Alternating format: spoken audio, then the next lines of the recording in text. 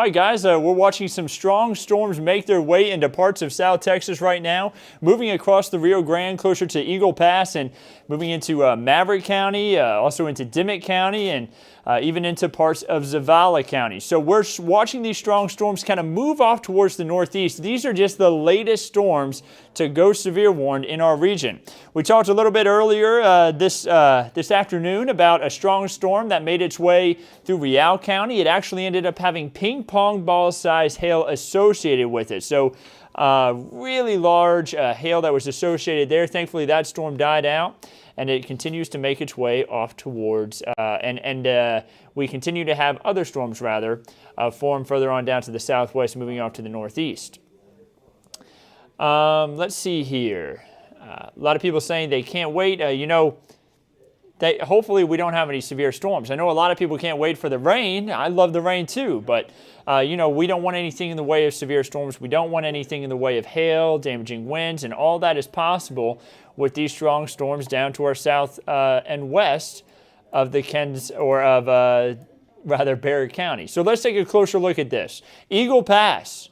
If you're maybe down there closer on toward Crystal City, maybe Carrizo Springs, those are the spots right now that are dealing with this severe thunderstorm warning.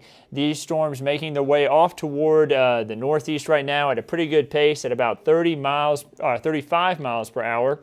Let's take a look at some of the hail that's associated with these storms. So it's not widespread hail, and it's honestly not that big. We're talking about quarter-size hail associated with these storms as they continue to move off to the northeast.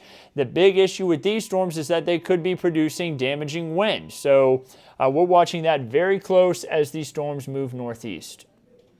Hello from Moore, Texas. I see is Helotes going to get anything severe?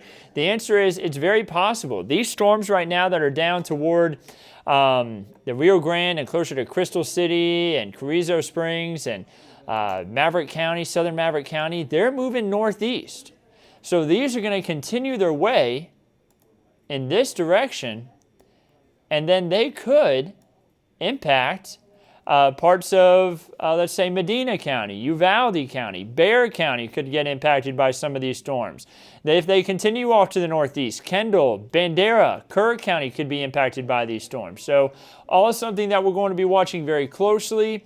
We had been on kind of a standby pattern this afternoon, waiting for the storms to happen. A lot of the weather models that we watch were saying it'll happen at 2, it'll happen at 3, 4, and it just kept taking a while for things to get started in the atmosphere. But now they've kind of ramped up a little bit, and it's looking like that our severe risk is going to happen well into this evening. We could continue to see severe storms even past the 10 o'clock hour, which is when the severe thunderstorm watch is set to expire. It looks like that we could end up having severe storms maybe even after 10 p.m. So something we're going to have to keep a close eye on. And of course, I'm going to be on here keeping you all updated on that as we head throughout tonight. I see a lot of questions. What time for Bear? What time for Kirby? West Side. Let's go ahead and go through one of the weather models that we watched to see a timeline of these storms when they could arrive. Now, don't take this as 100% truth. Remember, this weather model is just like some of the other weather models we've had. It hasn't handled the system as well. But this one weather model, the reason why I'm showing it is because it has handled this system better than the rest. Even some of those other weather models that we look at are showing that it's storming in Bexar County right now, and obviously we know that's not true. So we can tell that one weather model is not initializing well. But the reason why I show this one is because down towards Webb County, where they're seeing storms right now, this one weather model says that yes, it is happening, and I think there's some more truth to it. Looking out towards Uvalde, Pearsall, Hondo, 9 p.m. That's when storms start to impact those areas. This could also be when we start seeing some storms on the far west side of Bexar County. Once we get to about 10 p.m., take a look at Hondo, still dealing with the storms. We may see storms kind of collapse as they move off to the northeast, impacting Kerrville there by about 11 p.m. That could also be when Helotes and Bernie start to see some thunderstorms.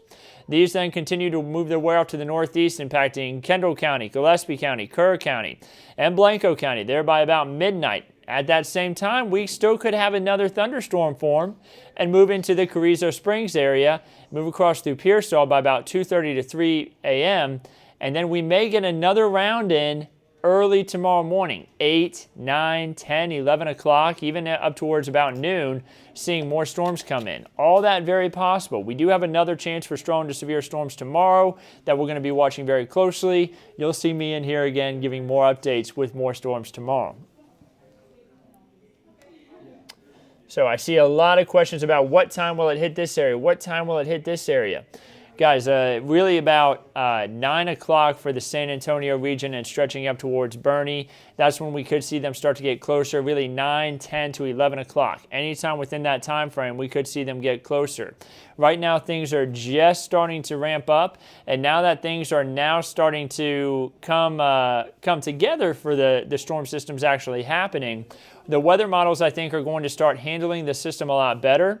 We're going to see a much clearer answer for these storms, and we'll be able to tell you exactly what's going on. But I can tell you now, damaging winds look to be the big issue right now in Maverick County, as well as southwestern Zavala County, and into a majority of Dimmitt County right now.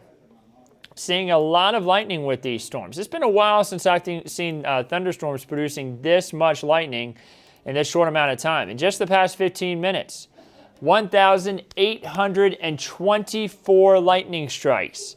This storm is electric just southeast of Eagle Pass, and that is a big area being covered by those lightning strikes, but still thinking about 1,800 plus lightning strikes in a short period of time.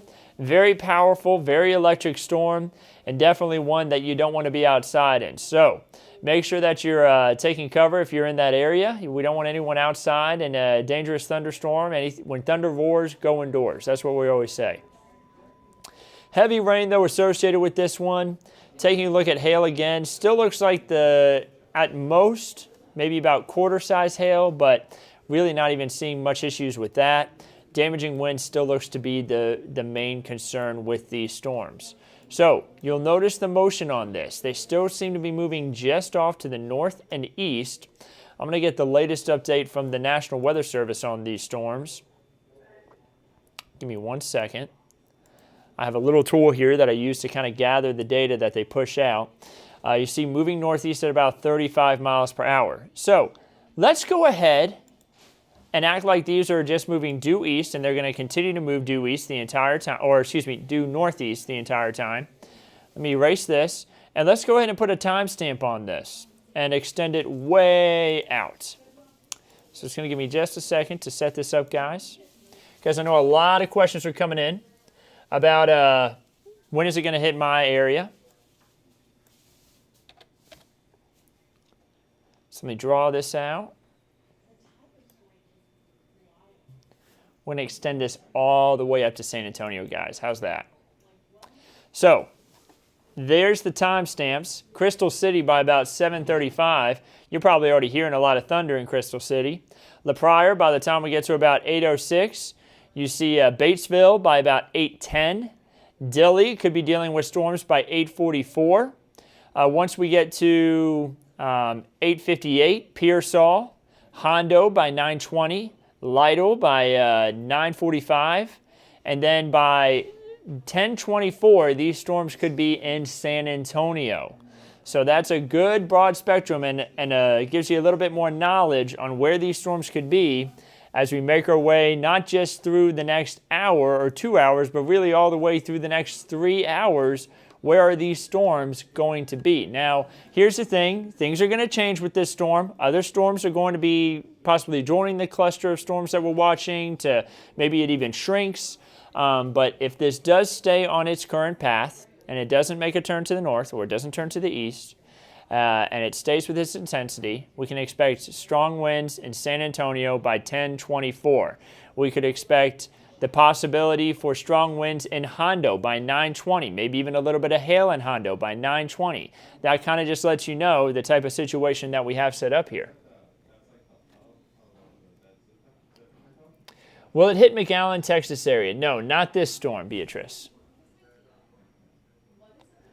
When is it reaching San Antonio? Marion, I got that answer on the screen now. You may have asked that question, though, before I even started showing this. What about Brackettville? This storm, I think, is going to stay maybe just to your south and east, but you may barely get clipped by it. That would still probably not be until about the 8 to 9 o'clock hour. And you still actually could have storms develop right over you. Almost slipped out of the chair there. My desk has wheels and it slid forward. Sorry, guys. Question about Uvalde. You know, the storm could hit Uvalde, maybe even, I think it may miss you just to the east, but it still could hit you. So you should be ready in Uvalde. And that would be, I'm willing to bet, right around 8:44. So kind of the same time as Dilley. Just imagine if the storm were to turn and go a little bit further to the north. So I would be ready. I'd be ready anywhere from about 8:30 to 8:45 if you're in Uvalde, if the storms came your way. Any hail in San Antonio? Sorry if you answered, Maria, no problem. There's no hail in San Antonio now, but if these storms continue to move northeast, we could end up seeing some hail, something we're going to keep a close eye on, and I'll be on here live giving you updates on these storms as long as we have severe weather. As long as there's a severe thunderstorm warning, you're going to see me right here. So don't worry, I'm not going anywhere. I see Hallie saying, I hate this when it happens at night where you can't see it coming. Yeah, same thing. I hate it when it happens at night because, you know, sometimes people are asleep and they don't know the storms are coming. And the only benefit of that is there's less people on the roads. So it keeps people a little bit more safe because they're already at home. They can get somewhere safe quickly. I'd rather it not happen at all, though. Let's see here. Is McMullen County and Tilden included in any of that? The answer is no. So McMullen County is a little bit further on off to the east. Let me go ahead and show you exactly where that is. McMullen County is right here, and you see where Tilden is. So you're considered outside of this, and it looks like this will miss you off to the north and west. Let's go ahead and put this in a loop. You'll notice that these storms kind of took a turn to the north over the last few minutes. They were just kind of sitting still, and then kind of looked like they were drifting to the east, and now all of a sudden taking a better turn to the north and northeast. That's why we think Uvalde, Hondo, Carrizo Springs obviously getting impacted right now, and then maybe even up to Crystal City could be impacted by these storms later on. Right now the main risk still damaging wind. Let's go ahead and check the hail core again because that has been an issue with storms in the past. Earlier today, we had a ping pong ball size hail in Real County near Lost Maple State Natural Area, if you know where that is. Beautiful state natural area here in South Texas, but they did have ping pong ball size hail near that, earlier on today. So we do have some pretty good size hail there near Carrizo Springs, just west of there. That does look like it'll come fairly close to Crystal City and close to Crystal Springs in general. And then that's going to continue its way off to the north and east. That's about quarter size hail there. So something we'll watch closely for. Check in velocity signatures every once in a while just to see if there's rotation. I don't see anything significant there, but still willing to bet that we do have some damaging wind associated with that. So we'll continue to watch that closely. Let me zoom out just a bit and let me check with the National Weather Service. Let's see what they're saying. So at about 7:16, about 10 minutes ago, they mentioned that they were going to continue with that severe thunderstorm warning. I completely agree with that. I don't think that there's any reason why we should lift this severe thunderstorm warning, considering that it still has that possibility for strong winds and damaging hail. They're saying 60 mile per hour hail, or 60 mile per hour wind, is possible, and hail about an inch in diameter is possible with this storm. So hail about an inch in diameter, you may think, well, that's not that bad, right? Well, if it's being blown at 60 miles per hour, that's when it becomes a little bit more of an issue. So still definitely a storm that we want to watch closely as we head throughout the next couple of hours here as it continues to move off towards the north and east. Let's see here. Oh, Cheryl asking Comal County or Canyon Lake. Sorry about that. Let's go ahead and look at Comal County and Canyon Lake. Right now, you're not in any bit of an issue. No storms anywhere near you, no issues. And guess what? Comal County, still not under severe thunderstorm watch, so no issues for you. You may have some rain overnight, so don't leave the windows down on the truck, but you are not seeing any issues with any severe weather, and no severe watches even.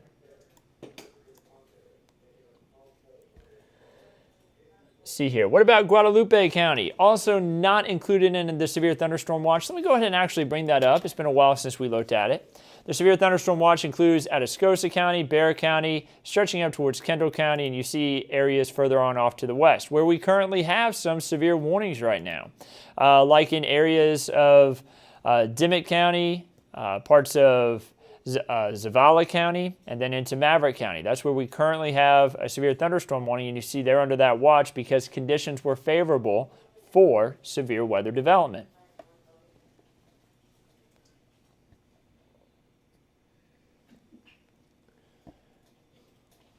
How about Cotulla? That's a good question. I think the storm's going to miss Cotulla possibly just off to the west. You may get a little bit of lightning from this, and you're probably going to see some rain if you're not seeing it already. But I think a bulk of the storm activity is going to stay just off to your west there in Cotulla. Corny says, hey, Andrew, is Kendall County going to get any hail tonight or any storms tonight? I would say it's definitely possible, but it wouldn't be until closer on toward 9, 10 o'clock, or, honestly, 10 to 11, actually, I would say. I would say 10 to 11, not even 9 o'clock. I think 9 o'clock, they'll be mainly impacting closer on down towards Medina County, more likely.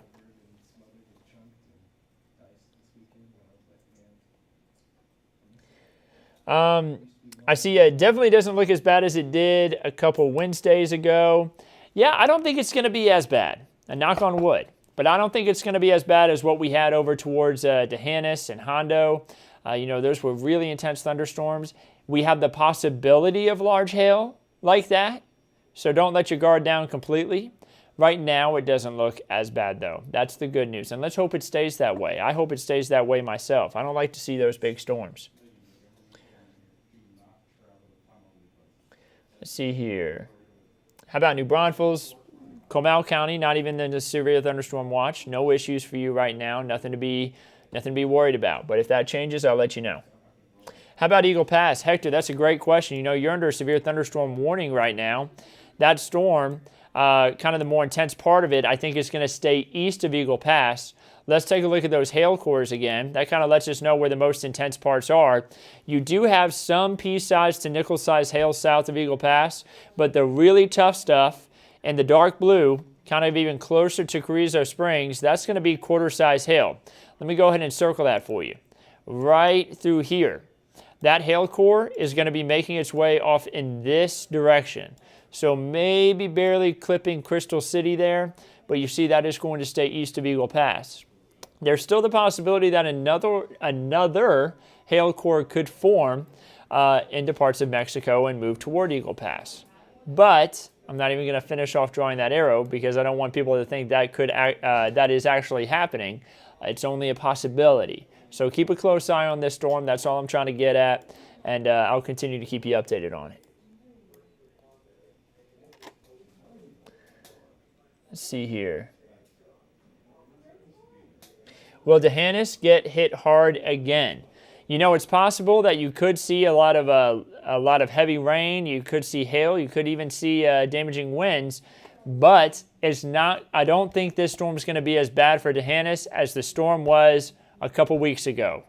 Good news. I know that a lot of people in D'Hanis are very happy to hear that after y'all had that tornado and then the big hail make its way through just about, I guess it was about 2 weeks ago now. Man, it was an intense storm. Alamo Ranch area. Again, the severe thunderstorm watch is in place, but not a severe thunderstorm warning. That's for areas of Zavala, Maverick, and then down towards Dimmitt County.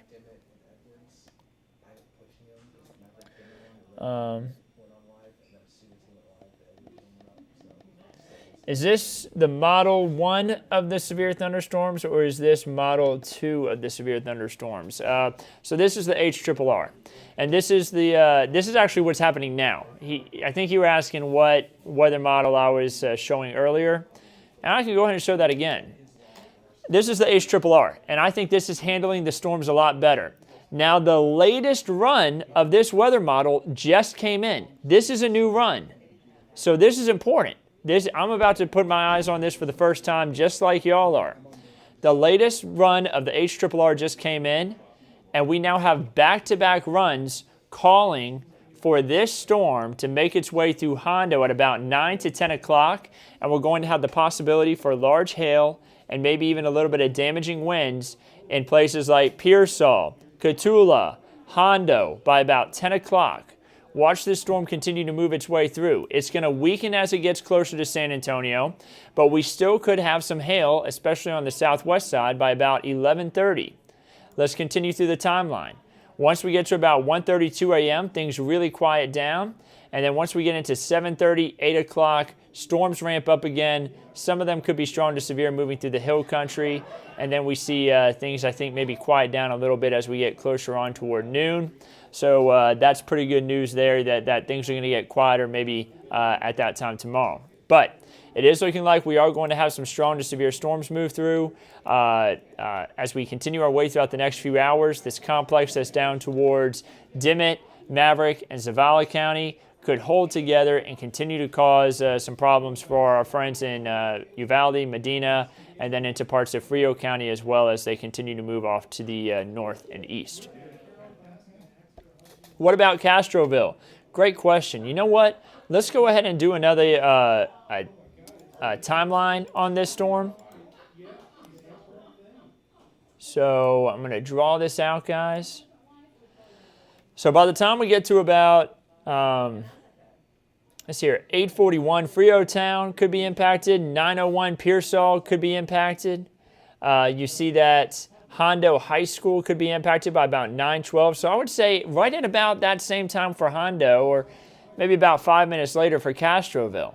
So, you know, we could be talking about 9:20, let's say, for Castroville, where the storms could be on your doorstep and you could start seeing some hail and also maybe even some damaging winds, something we're going to definitely keep a close eye on. Dark clouds at SeaWorld, winds picking up. Nothing in Bexar County right now, though. So, yeah, the wind may be picking up. You may see some dark clouds, but nothing too concerning right now for Bexar County. All right, so I'm going to close this toolbar real quick, guys. And I'm going to give our newsroom a quick update on these storms. So give me just 1 second, guys. I'm going to step off camera real quick, just give a quick update on what we're seeing. So I'm only stepping away for 2 seconds. I'll be right back.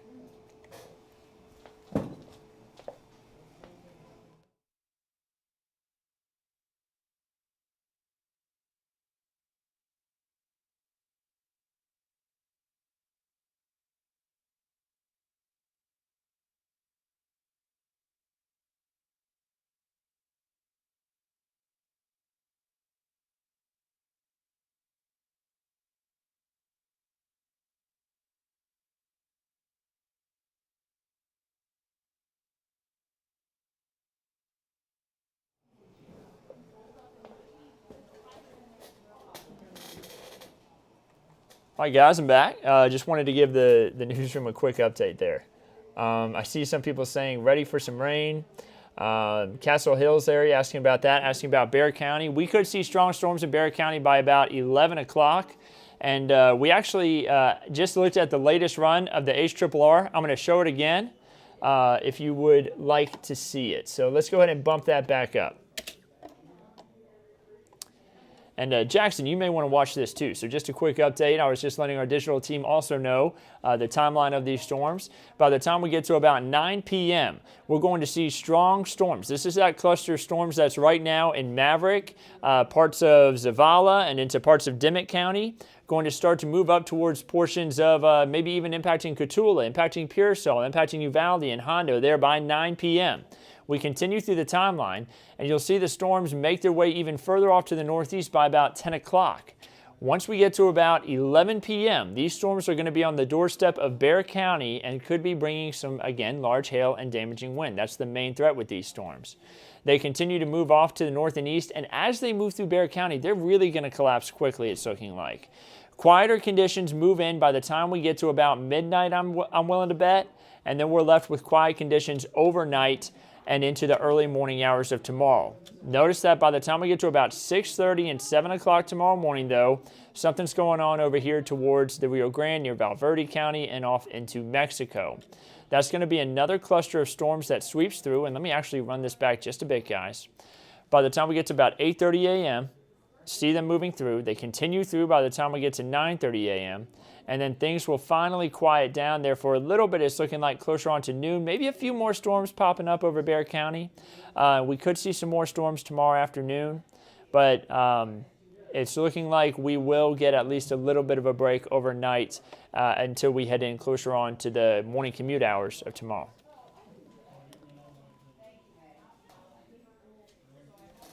Let's see here. Thank you so much for the update. There has been severe thunderstorm watch, has been extended past 10 p.m.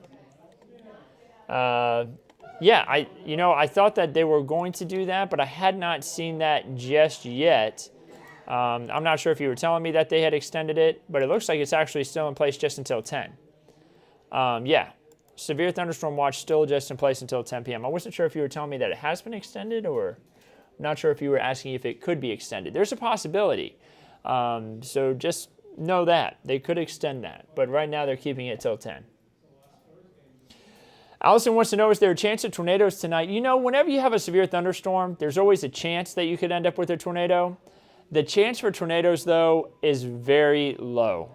Maybe a very brief isolated tornado with these storms. The main risk is going to be the larger hail and damaging winds. Ida wants to know about Karnes County. What about Karnes County and then off towards Mission, Texas? Both of those areas not expected to have issues from storms. So no issues for you, really. I think these storms are going to stay to your west, and you should be fine. I see Ida had asked about Karnes County a couple times. Sorry about that, Ida.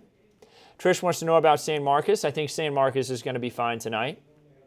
What about Kerr County? You know, some storms could make it to Kerr County closer on toward the 11 p.m. hour.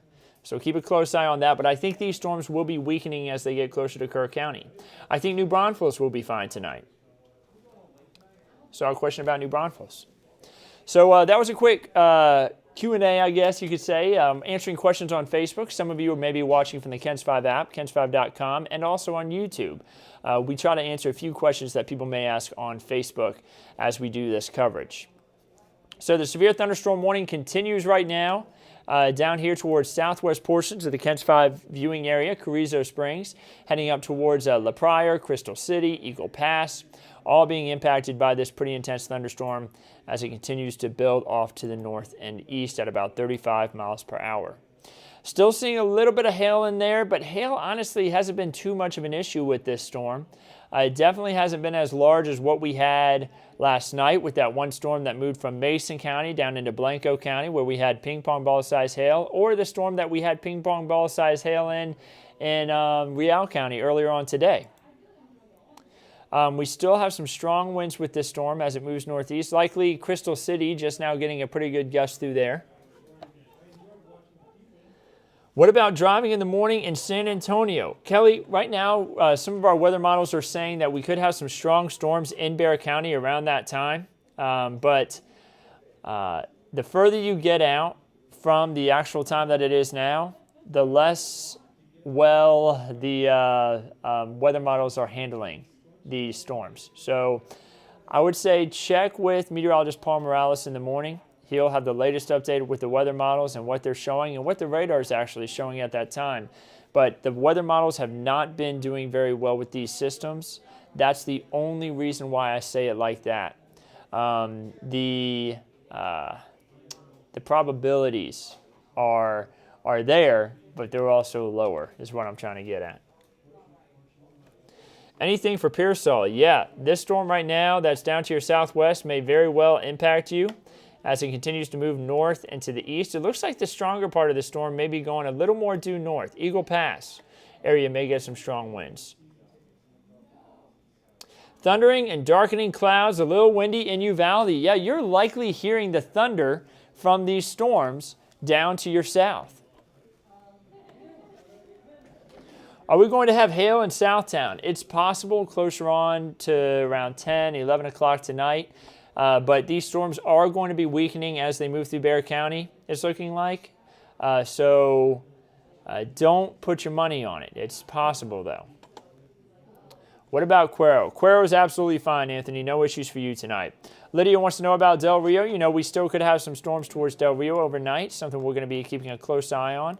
I think that Del Rio is going to be fine pretty much until early tomorrow morning. So until after it's already time to get up, 5, 6, 7 o'clock. I don't know. I don't get up at 5 o'clock, but if you get up that early, 6, 7 o'clock, especially when you're getting ready for work, we could see some storms moving into the Del Rio area. Victor wants to know if there's a tornado in Eagle Pass. The answer is no, but I bet you the wind is really strong in Eagle Pass right now. We do have a severe thunderstorm warning down there. Winds could be at 60 mile per hour plus. You see the reds and the greens mixing? Don't worry, that is not actual rotation. It would show up a little bit stronger based on where the radar is. That's why it's showing the reds and the greens mixing a little bit. But no, that is actually... That is some strong wind, though, that you have moving through Eagle Pass at the moment.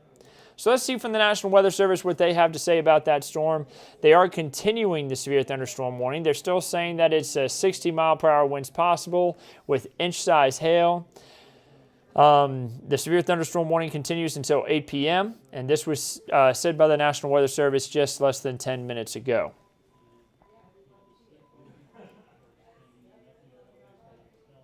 And Victor confirms, yes, it is very windy right now in Eagle Pass. Don't worry, Victor, we're going to keep a close eye on that storm for you. Thankfully, the larger hail, it does look like it's going to miss you off to the east.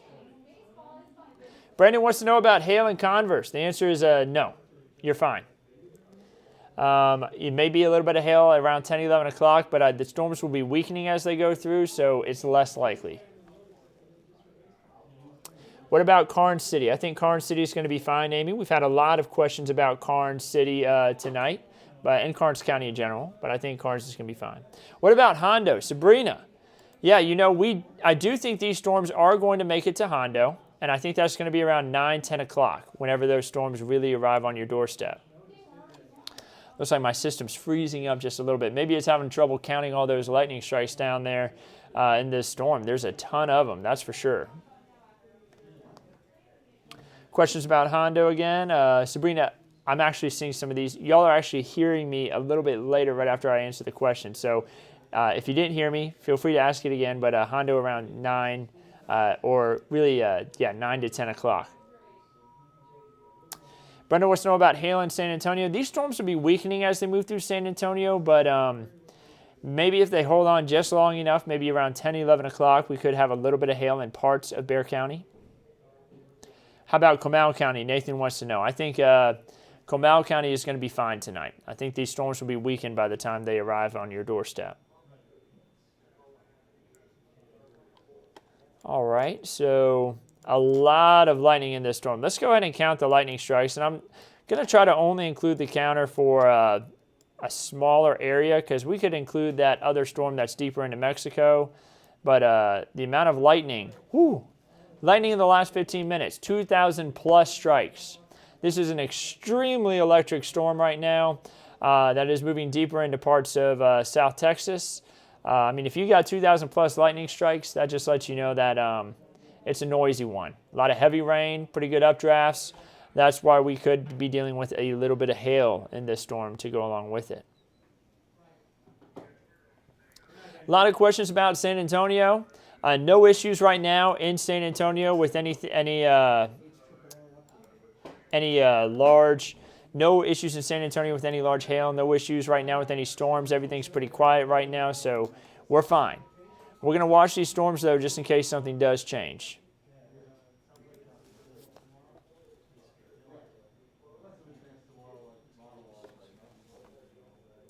Winds very intense in Eagle Pass. Yeah, Mario, we were talking about that a second ago. Eagle Pass having very strong winds right now. These are going to continue. Like, those winds are going to be really strong at about 60 miles per hour as they go through town. You're really going to notice it. And then this storm is going to continue its way just off to the north. So we got Weather Chief Bill Taylor. Uh-oh.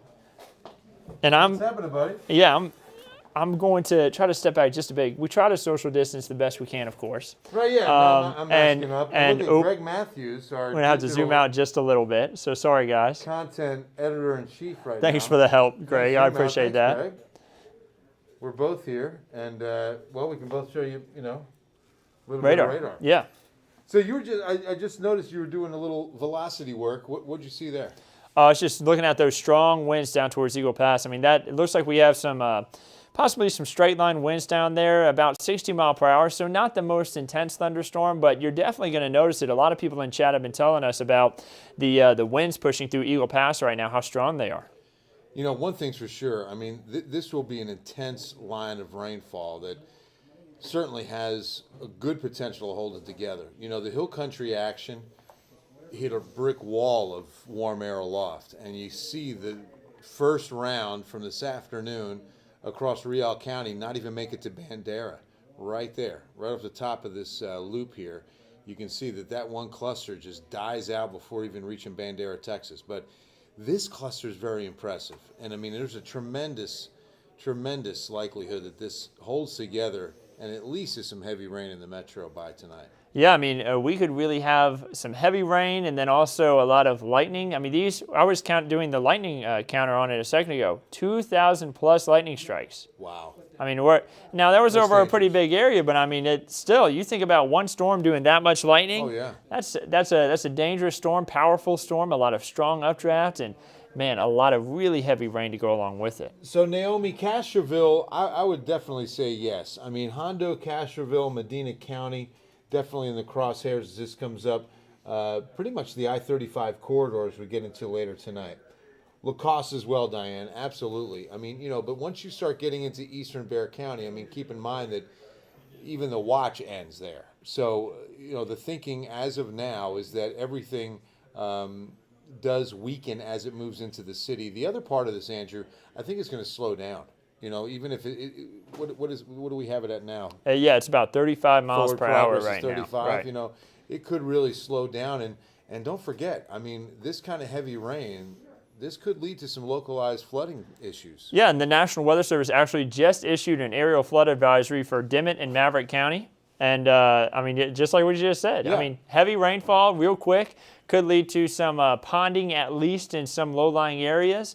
And I wouldn't doubt, especially if it stayed this heavy moving through San Antonio, we would definitely just have some flash flooding. Now, how about the blessing of this? I mean, I know flood advisory's been issued, but this is the bullseye of the worst drought-stricken area as of last Thursday's drought report. Right. Because as far as extreme to even exceptional drought, this is where it's lived for, at least a month and a half? Yeah.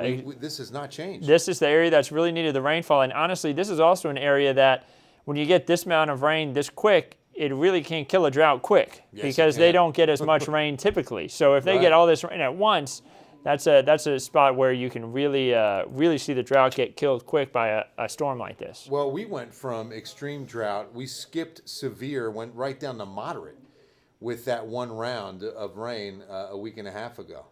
And we just lost reflectivity there for a second. Yeah, I've got a slight drop in my radar data, guys, so I'm going to do a real quick reload of my graphics here. But you can still see we've got severe thunderstorm warning that comes up on Crystal City, Carrizo Springs until 8 p.m. because of, number one, concern with this is going to be the winds. I mean, the hail has been under control somewhat. We haven't gotten the reports of what we were most concerned with, which was going to be softball, or as the National Weather Service put it in the afternoon advisory and discussion, giant hail. I mean, it was definitely something that had the potential because of all the ingredients that were in place. Yeah, and you see right now in San Antonio, I popped up some of our traffic cams right now. You see it's dry out there, it's quiet. There's no issues right now. If you're in Bexar County right now and you wanted to run out and grab some quick bite to eat before dinner. Good idea, do it now. Yeah, now's the perfect time because the storms are still well down to the southeast. And bring us some pizza. Yeah, exactly. I mean, is that where you're going with this? That's what I was trying to get to, yeah. We still do have that severe thunderstorm warning though. Again, if you're just now joining us, that does include Dimmitt, Maverick, and then parts of Zavala counties. And remember, too, that we've got the severe thunderstorm watch in effect until 10 p.m. tonight for San Antonio, Bernie, Kerrville, and that's also going to include, of course, Castroville, Hondo, Bandera. I mean, it does end at San Antonio. It does not include New Braunfels or Seguin for a reason, because the thinking is that the dynamics will hold together through Bexar County, but as we get to, the midnight hour and this impulse is east of the city, it's going to run out of gas, and it just Right. won't have the fuel necessary to stay severe. Lightning and Thunder Show. Thank you, Mario, down in Eagle Pass. I bet. I mean, this is the time to make sure you've got everything plugged into a surge protector. Your phones are charged with the KENS 5 app already downloaded, because when you lose power, of course, we stay on social platforms. Look at that outflow that's occurring now just south of Brackettville, Andrew. Yeah, it looks like Only Brackettville is about to get some storms themselves, and it looks like we are about to see things ramp up here even more. So another even more thunderstorm activity may start to get going along that Highway 90 corridor there west of Uvalde. Yeah, and this is where, we want to watch very closely. They're still, picking up pieces from some major hailstorms this spring, from Hondo through Uvalde, and of course in between it's Sabinal, monster-sized hail that has impacted those communities. So when they saw the severe thunderstorm watch go up for those communities and their homes again, I know that they're weather weary right now. Right. It's been a spring of springs already. And there's been a lot of concern about hail size with these storms. Yeah. But something that we're pretty thankful to see with this one severe thunderstorm warning down towards Maverick, Zavala, and parts of Dimmitt counties is that the hail has not been that big. We have seen sometimes quarter-size hail showing up, but right now peat and nickel-size hail showing up on the map. Yeah, you can see this is the hail tracker, and a lot of gray means nothing to worry about as far as damage is concerned. We got to get it up to golf ball to ping pong ball before it's going to be some damage. Brianna in Pleasanton, good to see you. It looks like, you're under the watch. Don't forget, Atascosa County, under the watch till 10 p.m. Now, you look at the trend on what we're tracking right now, this should stay to your west. This really tracks into western Bexar County and stays west of Pleasanton. So keep that in mind. But, we still have several hours of a good chance of more rain and thunderstorms. In fact, if you look at what's kind of developing off between Cotulla and Tilden on that radar, we could see it. We got a live cam up. What's this? Yeah, that looks like Fredericksburg Road from our storm tracker. Our KENS 5 weather truck. Yeah, from Jack Acosta. So. I love it, Jack. Now we're looking north, and you can see that again. It's a break in the clouds is telling us that sometimes that sunshine and some of that heat helps really kind of break the cap a little bit, or at least weaken it. Yep, it sure does. You see, though, that it's dry out there right now, but that's not going to be the case here probably by the time we get to about 10, 11 o'clock tonight, when we could see some more thunderstorm activity ramp up. Yeah, so as Andrew mentioned, any kind of errands, if there's shopping, if there's something you need to get done, or even if it's just as simple as getting out for a bite to eat, now's the time to do it. Because once we get past 9 p.m., this weather should be impacting the metro. It should at least be in Medina County by then, by all estimates. Whataburger's drive-thru's packed as always. Yes. And as Jack takes a right on Medical, you can see that, again, everything is dry right here in the Medical Center. Yep. So we're going to continue to kind of keep an eye on that stuff, guys. Again, we still have a lot more thunderstorm activity out there that's kind of ramping up. Some of the lightning strikes coming off of this one storm are way out there. Look, we've already got lightning strikes near Medina County. See, and that's not even where the rain is. Here, take a close-up look at that radar and what we're talking about here. Maybe we can get it in that lower window. And you can see some of these lightning bolts. This is why lightning is so dangerous. Because if thunder roars, get indoors. Lightning can strike 20 miles away from the thunderstorm. Okay, so that's future radar. That's going to be Max 1 that you're looking at there in the lower left. I don't know who's driving here. I think Greg is. We could just pop in Max 2, Greg. Max 2's popped in that lower left.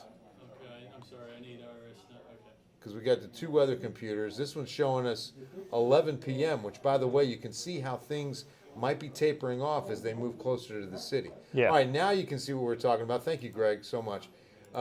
Lightning already starting to show up near Pearsall, some 30 miles. Oh, thanks for that. Perfect. Some 30 miles away from the thunderstorms themselves. Again, that is why thunderstorms and lightning are so dangerous. Yeah, so very intense storm. We got lightning strikes. Man, look over here towards McMullen County. Look at this.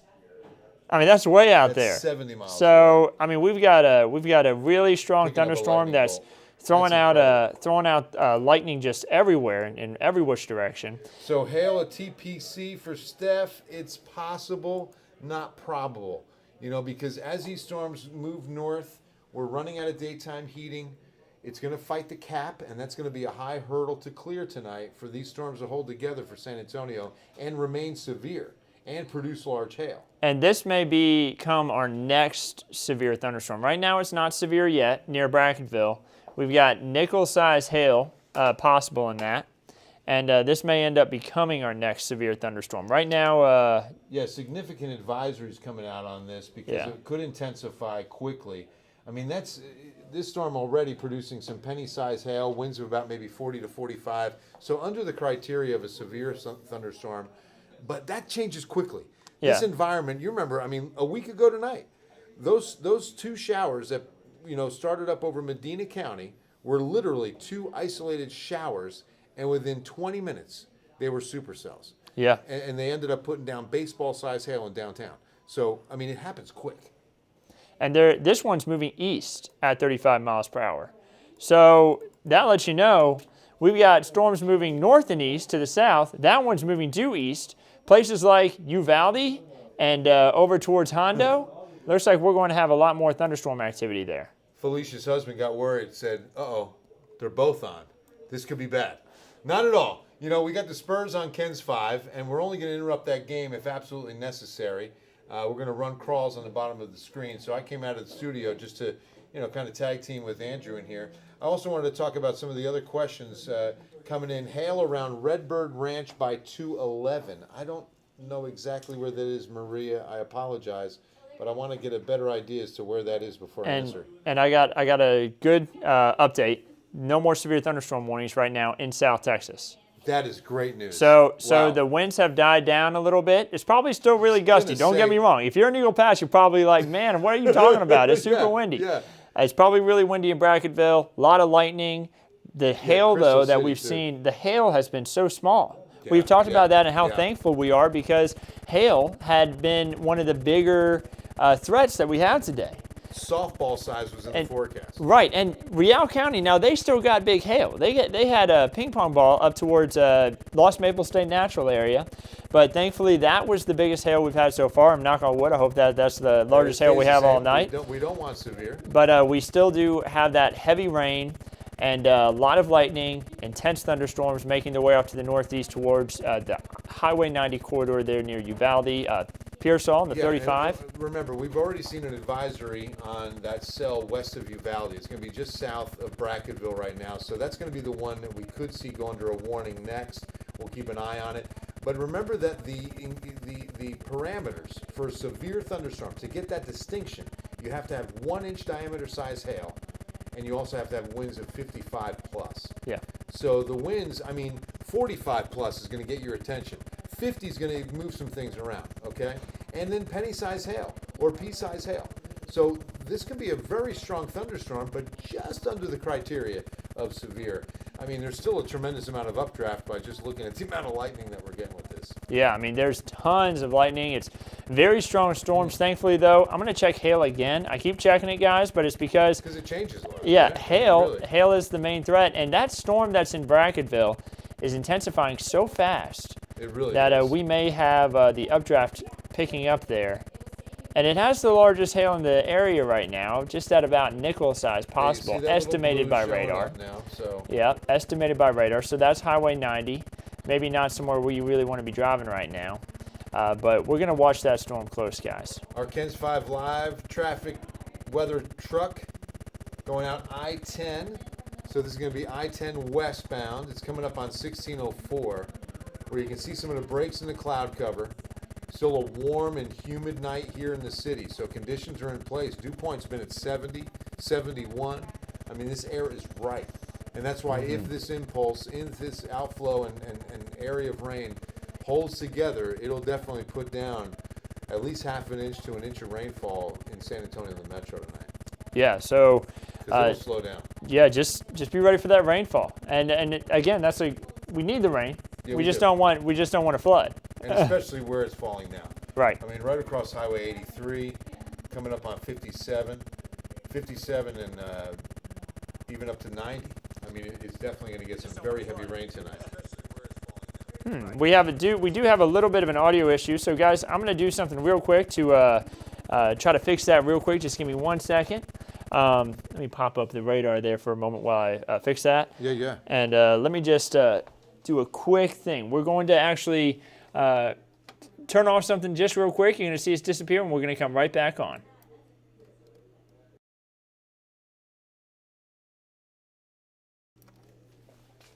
All right, so sorry about that, guys. Again, I want to make sure that we don't continue to have that audio issue. Checking it real quick. Hola, Jesus. Saludos. Coming in from Floresville. We got it fixed. You know, Floresville, not in the watch. Wilson County, not under a threat of severe weather tonight. Hopefully you'll get some much needed rain. But we talk about the danger of lightning, and you really get an idea now of just how far. I mean, it's not even raining, and lightning's coming up on Pearsall. And so you're probably hearing thunder in Pearsall, and might even be seeing some of that lightning. And not a drop has fallen from the sky.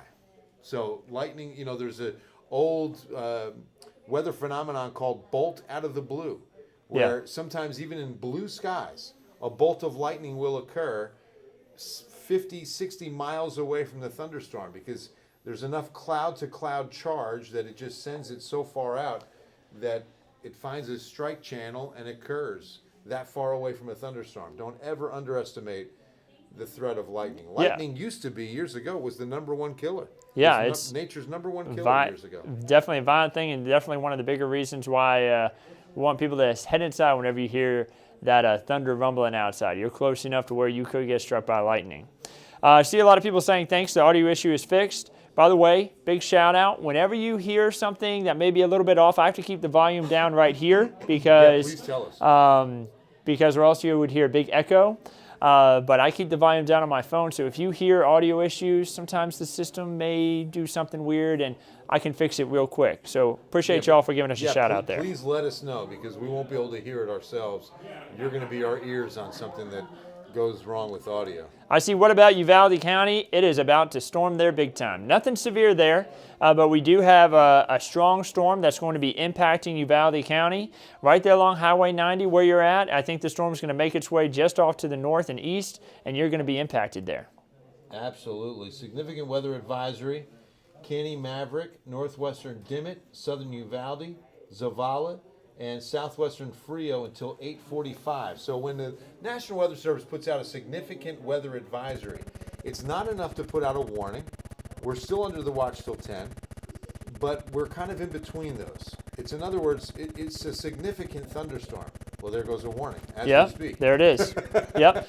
You know, I had mentioned earlier that storm over towards Bracketville, I was thinking maybe that's going to be our next severe thunderstorm warning with how fast it was intensifying, and there it is. It's now verified, and it's actually kind of merged a little bit with that main storm that we've had been dealing with earlier. Yeah, what was dropping out of Bracketville merging now, and sometimes we see this as they merge together. It can make that whole storm package a lot more intense. And so now you're seeing, coming up on La Pryor, some very intense rain, some dangerous action, and now hail size is growing and wind speeds are increasing. So with that said, I'm going to exit stage left so we can get a crawl up on this new warning over the Spurs game, because on Ken's 5 television tonight, we got the Spurs playing one of the best teams in the East, the Bucks. And so we're going to put this crawl up underneath the score so we don't interrupt that. But we definitely want to let those folks know out to our west, if they're watching the Spurs game and unaware, that some pretty good weather's on their way. Yeah, so guys, Bill's not going anywhere. Don't worry, he's still in-house. He's still covering things in the studio. He's going to be doing cut-ins if needed. And we're, of course, going to continue to keep everybody updated all throughout tonight. As long as there's severe alerts and there's a severe threat, we have multiple meteorologists on staff keeping everybody updated. And we've got a big crew in-house, especially on our digital staff. I want to give them a big shout-out every time because they actually help us put all this together here. So big shout-out to them helping us to keep everybody informed. Let's talk a little bit more about this severe thunderstorm as it's making its way off towards the northeast. Pretty good pace there. I'm willing to bet that it's still at about 35 miles per hour. Checking the information from the National Weather Service here. Looks like this storm is moving northeast at 50 miles per hour. So it's picked up the pace big time. Uvalde is going to be impacted by this. We're going to see this impact maybe even up to Real County and into parts of southeastern Edwards County and well, it looks like Bandera County is actually not included in this, but Bandera County, you need to be ready for this storm to head up in your direction. Let's see here. How about Blanco? Blanco County's fine. I don't think you're going to really have much in the way of any issues where you're at, but we are going to continue to watch that pretty closely. Blanco County actually not even included in that severe thunderstorm watch. So right now, a lot of thunderstorm activity, mainly down into the southwest portion of the Kents 5 viewing area. Much of the activity is south of Highway 90, but as we head throughout the next hour here, we're going to see that start to change as these storms start to build their way further on off toward the north. So we're going to see these kind of move across. That's why the severe thunderstorm warning is now included for some areas north of Highway 90, and then continue to make their way kind of off towards the north and east. So seeing a lot of thunderstorm activity out there. Anybody hearing any issues or seeing any issues where they're at, feel free to drop that in the chat. If you have any questions about where you're at, I'm happy to answer it too. I see a few questions already. How about Kerrville? Kerrville will have the chance for these storms to impact them closer on towards 10, possibly 11 o'clock tonight. How about Hondo? I think Hondo could be impacted even as early as 9 o'clock. I think we could have some strong storms going through Hondo at 9 o'clock, maybe even 9:30. Guadalupe County, what about us? I think these storms are going to miss Guadalupe County. As far as the strong to severe part is concerned, I still think you're going to possibly see some rain tonight, maybe a few rumbles of thunder, but nothing severe. What about Bexar County? Victor is curious. The answer is I think the storms could clip parts of Bexar County, especially on the west side. Could have some strong winds, possibly some just within the realm of severe hail, which would be about quarter size. That could change though. And again, we're still at about, I'd say 2 hours from this storm impacting Bexar County. So we're going to stay on. I'm not going anywhere. And we're going to continue to keep you updated on this storm. A ton of lightning associated with this. Let me go ahead and put this into a pause. And let's take a look at how much lightning strikes we've had in the last 15 minutes here. 2,500. Now that's a huge area that I just did my tool on there. 2,500 lightning strikes plus. That's a ton of lightning. Del Rio and Valverde County. This storm's going to miss you to the southeast. It's going to be quiet in Del Rio. Right now you're looking at Bexar County, northwest Bexar County, heading up towards Kendall County. That's what you're seeing down on the screen there. You see a lot of cloud cover, but not seeing any issues there just yet. Not expecting any issues there for about another 2 hours. Questions about Pearsall? That's a good question. Right now we do have Pearsall kind of just on the edge of this.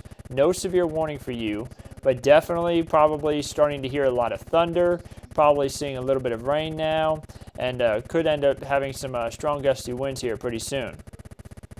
I'd say the strongest part of this storm right now that is severe warned is in eastern parts of Kinney County, even east of Brackettville. Now, if you're in Brackettville, you probably have a lot of lightning. You probably have some rain in parts of Brackettville. But I'd say the most intense part of this storm is east of Brackettville, still moving off towards the north and east. A lot of lightning and rain and thunder and it's windy in Carrizo Springs, according to Christina. And yeah, I am willing to bet. Let's take a closer look down there. Carrizo Springs right now in the thick of it. I would say the worst part of the storm is moving through your area right now and will continue off to the north and east. In about 15 minutes, it's going to quiet down there. Don't worry. But you're definitely in the thick of it right now. I hope that you don't lose power with all those lightning strikes right now.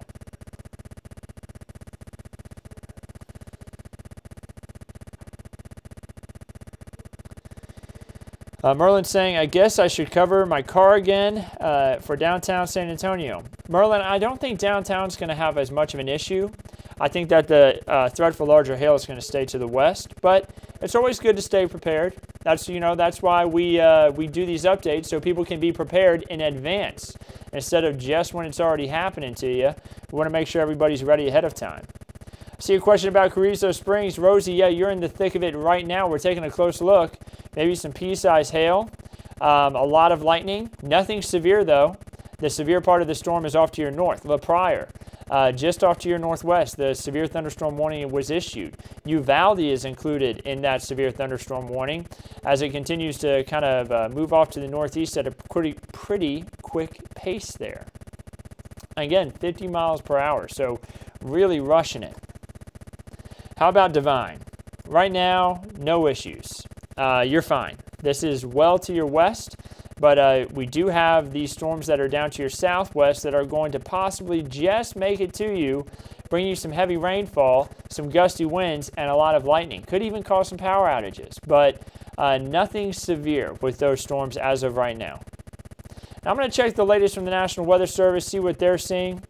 It's always good that we can communicate to each other just to see, sometimes they see stuff I don't see, sometimes I see stuff they don't see, and we talk to each other to confirm everything. So, let's see here. They're talking with some people here in Bexar County actually right now, and the estimated time of arrival could be around 10 to 11 in Bexar County is what the National Weather Service is saying. So I was saying that just a moment ago, 10 to 11 o'clock for Bexar County. Still expected. They agree that that could be when the San Antonio area starts to see some of these storms move through.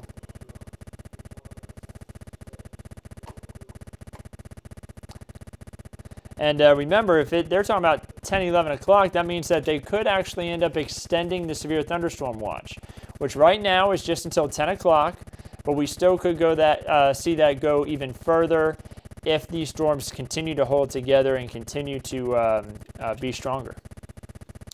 Diane says she hears thunder in La Crosse, Texas. Likely hearing that as these storms continue to move northeast.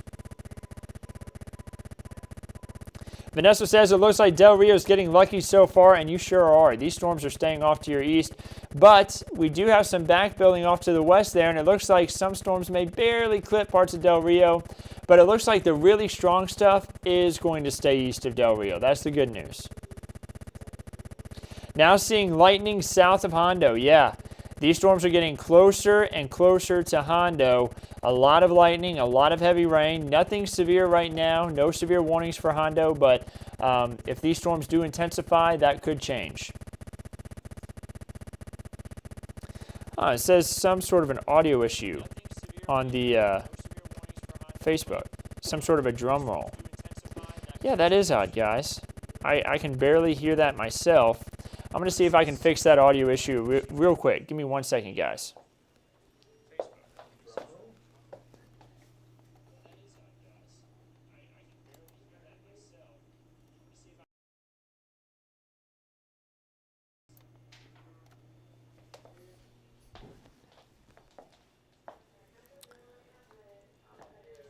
All right, so I'm checking it now. Again, we still have the thunderstorms moving through. You may have seen the screen go black real quick. It's the way I have to run through the update to try to get it to fix. I see it went away. Yep, it's gone. I don't hear it anymore myself. Good news. So thanks for the heads up, guys. Again, we appreciate that because it allows us to make sure that we can fix any problems that may occur. That way everyone can stay with us and not be too annoyed if there's some weird audio issue in the background. And that way people can still hear what's going on. Are these moving into Atascosa County? The answer is I think we could end up seeing some thunderstorms move in Atascosa County, but we don't have anything severe right now for the Atascosa County area.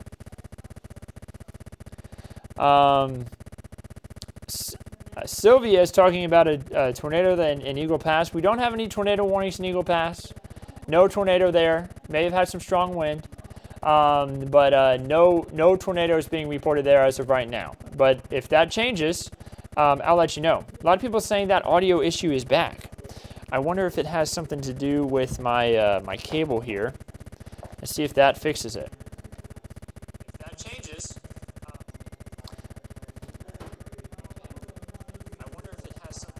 Checking something, guys. Just give me 1 second. Yeah, I hear it too, guys. We're working on trying to fix it, but I promise we're going to do our best to get that fixed for you.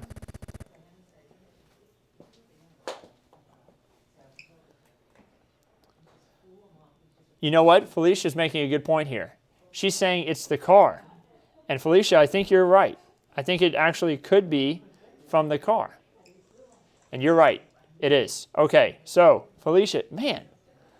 Felicia, you want to come work tech with us? But it's that's a good catch there. Thank you so much. Yeah, that was the audio coming from the car. So great catch. Huge shout out.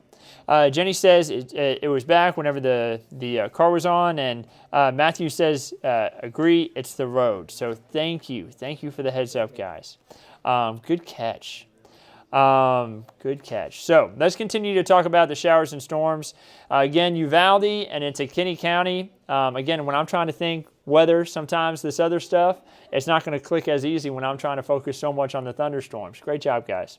We got a lot of lightning right now in Kinney County and Uvalde. Damaging wind and hail is going to be the main threat with this storm as it continues to move through.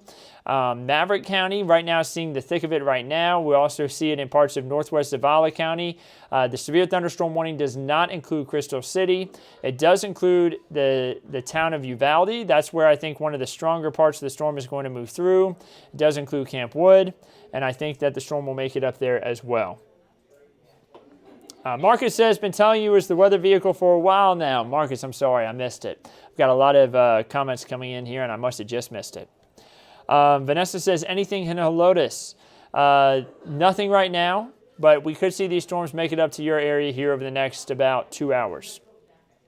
What about downtown San Antonio? Same thing for you, Alan, about the next 2 hours.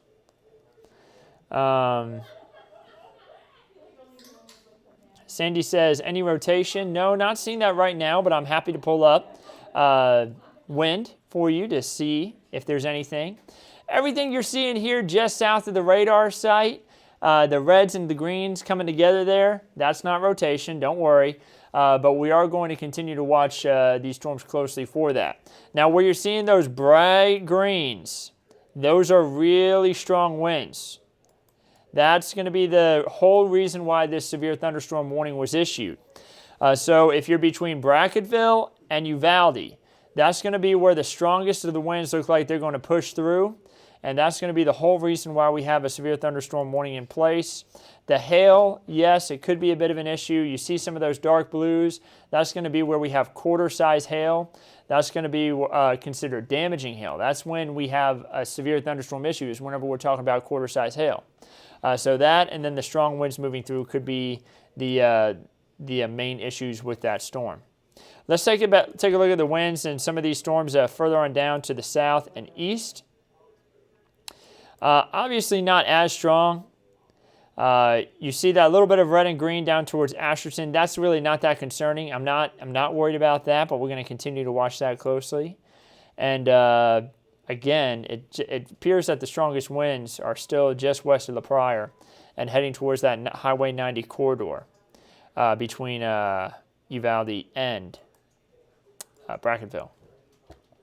How bad is Uvalde going to get hit? Definitely could have some really strong winds there, Matthew. Thankfully, the hail is not as big of an issue. That could change, so we're going to keep a close eye on it, of course. But right now, hail not as big of an issue with this storm. But quarter size, I still wouldn't want that hitting my car. So you need to be in a safe spot. You need to make sure your property is in a safe spot until this storm has passed the region. Still some thunder and lightning in Eagle Pass I'm seeing. I'm sure that people are about sick of all the thunder and lightning after the last couple of hours now. But don't worry, I think things will start to quiet down for you, at least with the winds now being calmer and now the bulk of the thunderstorms off to your north and east.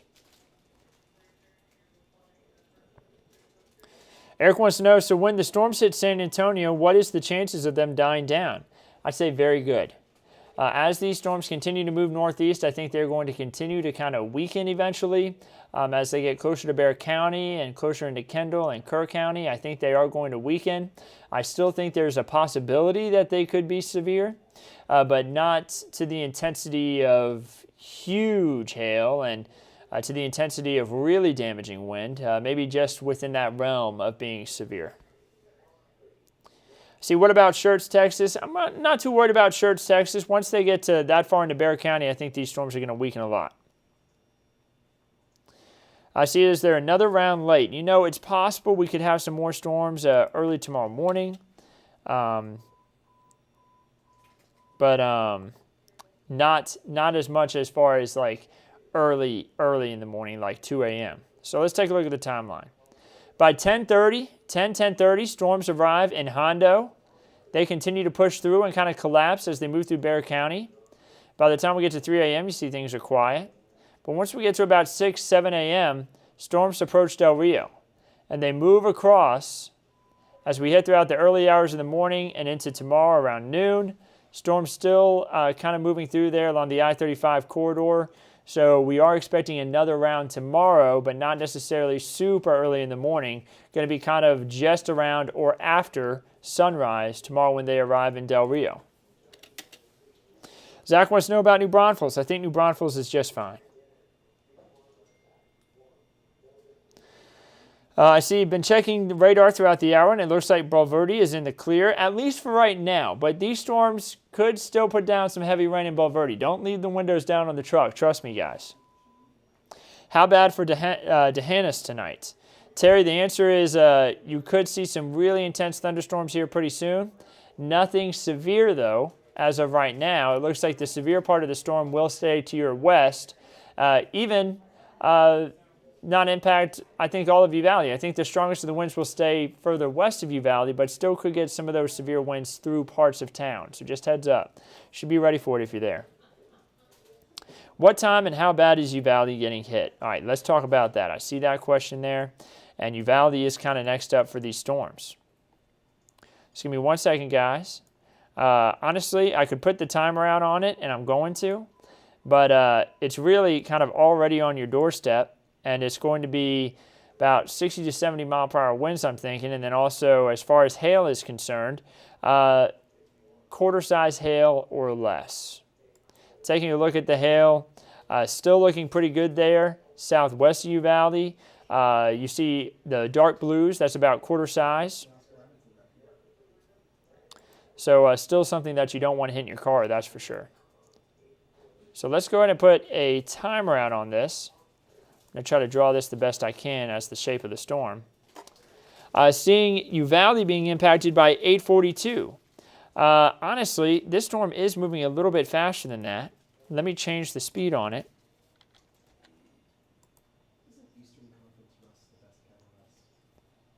Let me erase this real quick and redraw.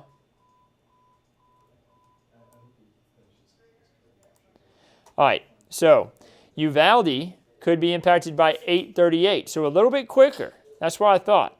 In about 10 minutes, some of the stronger parts of the storm could start to hit you. Will Bernie dodge this nonsense tonight? And the answer is, I think the storms will really weaken as they get up to your area, so I would say you're still going to get storms, but yes, they will be much weaker and you will dodge a majority of the nonsense. So let's erase this, zoom out just a little bit. Let me put this back into play, guys, this loop and radar. So still a good amount of strong storms moving through. We have the severe thunderstorm warning for Uvalde. Checking on hail. Still looks like hail's not that much of an issue for the parts of the storm heading towards Hondo. But heading towards Uvalde, we may end up with nickel to even quarter-size hail moving through there, so just within the realm of severe. How about Karnes County? No issues for Karnes County, no issues. Will this hit New Braunfels? I'm not thinking so. I think New Braunfels is going to be fine. Anything for Somerset? The answer is, yeah, maybe a few storms, but nothing too serious. For Zavala, if you're talking about Zavala County, yes, we do have some hail in Zavala County right now, northwest of La Pryor. And just south of La Pryor, we do have some pea-size hail.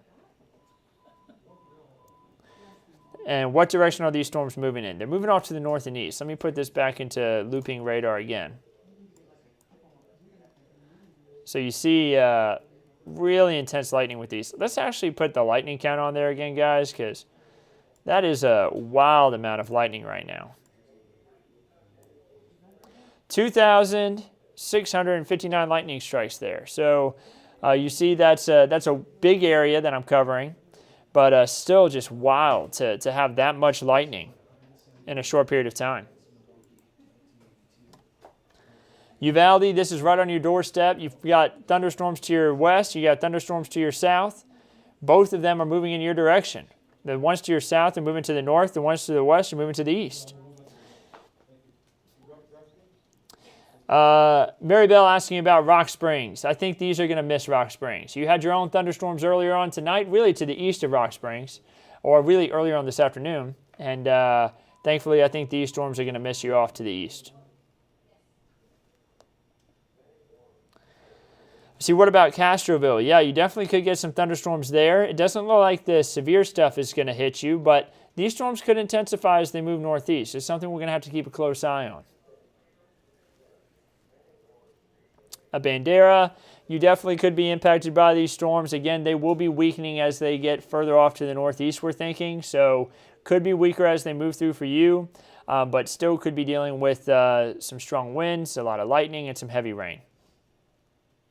So let me put this back into a loop, guys.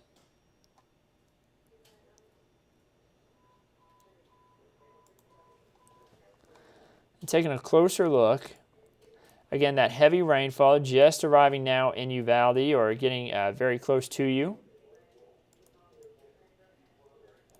You got the storms to the west and your storms to the south.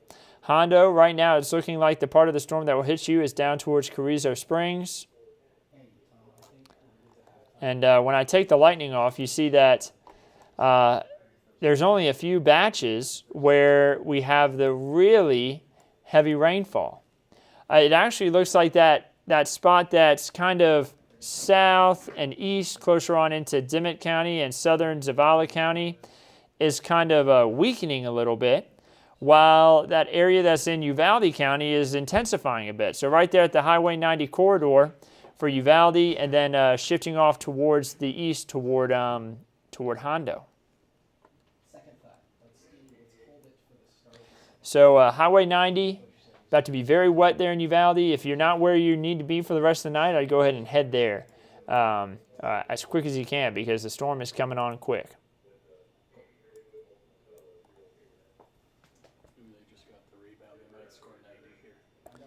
Lauren wants to know about Hondo. Yeah, we're going to have some strong storms possible there. And guys, actually, I was kind of looking at that real quick, and we now have a tornado warning in place for Kinney County and Uvalde County. So this is going to be west of Uvalde. It's going to be east of Brackettville, kind of between the both of them. That area of rotation located right south of Highway 90. We can actually see that real clear. This is so close to the radar site that it's easy to see. This is going to be located, and guys, I'm willing to bet that this is actually a tornado. This is FM 1572. This is going to be moving off to the north right at where FM 1572 meets Highway 90.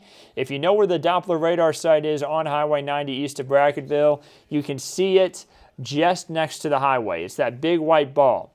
Just to the east of that big white ball you see on the side of the highway. If you live there, you know where it is. Is going to be where this possible tornado is going to be crossing the Highway 90 corridor.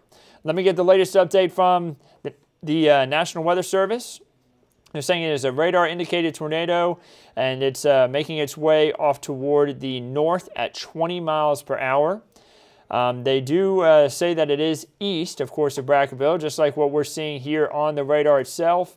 And it looks like, Klein, you are going to have this come near you, but it looks like it will stay to your west. If you're in Klein, I'd still stay in your tornado-safe area. In other words, the most interior room of your house, the lowest level. If you're in a mobile home, you need to get to that safe spot that you have designated for you and your family as fast as possible, because I want to make sure everyone stays safe from this.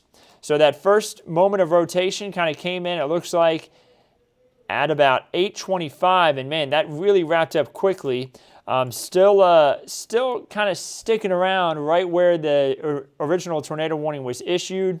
And then this is going to kind of make its way again off to the north, crossing at Highway 90 where FM 1572 is. So your time limit on how far away it is from there is likely going to cross there within the next 5 minutes or so. It's only 3 miles away from that spot. They do say it's moving due north, but I would say it's kind of northeast where it's headed towards. I think it's going to meet right there where FM 1572 meets Highway 90. I see people asking about Leon Valley and Bexar County. Bexar County's fine right now. We don't have any issues in Bexar County. No thunderstorms or anything. We are going to have the possibility for storms closer on towards 10 and 11 o'clock tonight, but that's about it. The only big issue we have right now is this tornado warning that we have currently in place for Kinney County and Uvalde counties, very far western Uvalde counties. This does not include Uvalde itself, just the county, doesn't actually include the town. And this also does not include Brackettville. But further on off to the north, this does include well into far north and east parts of Kinney County, and far northwest parts of Uvalde County. If you're along Highway 55 there in western Uvalde County, you may want to keep a close eye on this just if it does hold together. Here's the thing, though. This is likely going to be a very short-lived tornado. These don't usually hold together very long whenever they form like this, but I would go ahead and be ready for it just in case, because sometimes the weather can manage to make things work, and we want to make sure we're ready for it no matter what. There's a reason why this tornado polygon is drawn so big by the National Weather Service, is because it could continue to hold together and make its way off to the north there. So, again, if you're just now joining us, we are watching this one tornado warning that we have east of Brackettville. Anybody along Highway 90 needs to pull over. If you're between Uvalde and Brackettville, you need to get to a safe place. The latest radar scan shows that the rotation is still there. You just saw it pop up. You saw the bar go around the screen there. And that's going to be, again, still in about the same spot it was just a moment ago. And I still think it's going to cross there, Highway 90 at FM 1572. Let's take a look at hail in this storm too. We do have a lot of hail. It is about nickel to quarter size at most. I do think that is going to impact parts of Uvalde, and I do think that there's a lot of strong winds with this to go along with it. We had kind of two storms merge there, and I'm going to show that on radar. You have two storms kind of coming together. You had the one over Kinney County and the one coming from the south, and you had one was moving east, one was moving north, and that caused just enough spin that it caused rotation and the tornado warning to occur. So you see that little area spin? It's just east of Spofford. Spofford, you are not included in this tornado warning, and you are safe. But again, if you're near the Doppler radar site along Highway 90 and you know where it is because you can see it clear as day from the highway, that big white ball that you see on the right side, if you're headed towards Brackettville from Uvalde, you see it on the right side of the highway. That is the Doppler radar. Just east of there is where this possible tornado is right now. Let's see here. Any chance of hail or tornado by 90 and 211 tonight? Honestly, there's a chance for severe weather, so you just need to keep that in mind. But I can't tell you that it is definitely going to happen. You know, there's a chance for strong to severe storms, and we're going to continue to stay on and watch this, guys. I'm not signing off anytime soon. You're going to continue to see radar updates all throughout this evening. I'm going to be in-house giving you updates. So, something else I always keep up here is maps, because a secondary map system, because I like to be able to see what is out there on 1572 where it meets Highway 90. Thankfully, I don't see any businesses, and honestly, I don't really see any houses right there at Highway 90 either. Actually, I do see one house, and I hope that they're in their safe spot. I'm looking right where the that area of rotation is. So we do have a couple houses out there. If you know anybody who lives in that area or maybe is traveling along Highway 90, let them know that this rotation is there. It looks like the rotation is starting to weaken. So like I said, whenever a tornado can form like this, sometimes they're short-lived. That's good. But right now, there's still enough rotation to make us think there could be a tornado here. I'm trying to see if there's any businesses that maybe I can name out, because sometimes you don't know the name of the road and you don't know a certain spot, but you know that a certain barbecue place is right there, right? Sometimes you just, there's things that you know, there's things that you don't think of all the time, like that FM 1572 may be right there where Highway 90 meets. I see your question. That's a good question. So is the tornado traveling towards Uvalde? The answer, no. Uvalde not under a tornado warning right now, but you are under a severe thunderstorm warning. So that's important to note. Be ready for strong winds to come through Uvalde here within the next about, I'd say, 10 to 15 minutes. You see this big area of red that's pushing out there? I'm going to put this in pause. That's the stronger winds getting ready to move into Uvalde. Also have the possibility of some nickel to quarter size hail that will make its way through Uvalde here over the next 15 minutes possibly. Marcus says that's ranch land. No businesses in that area.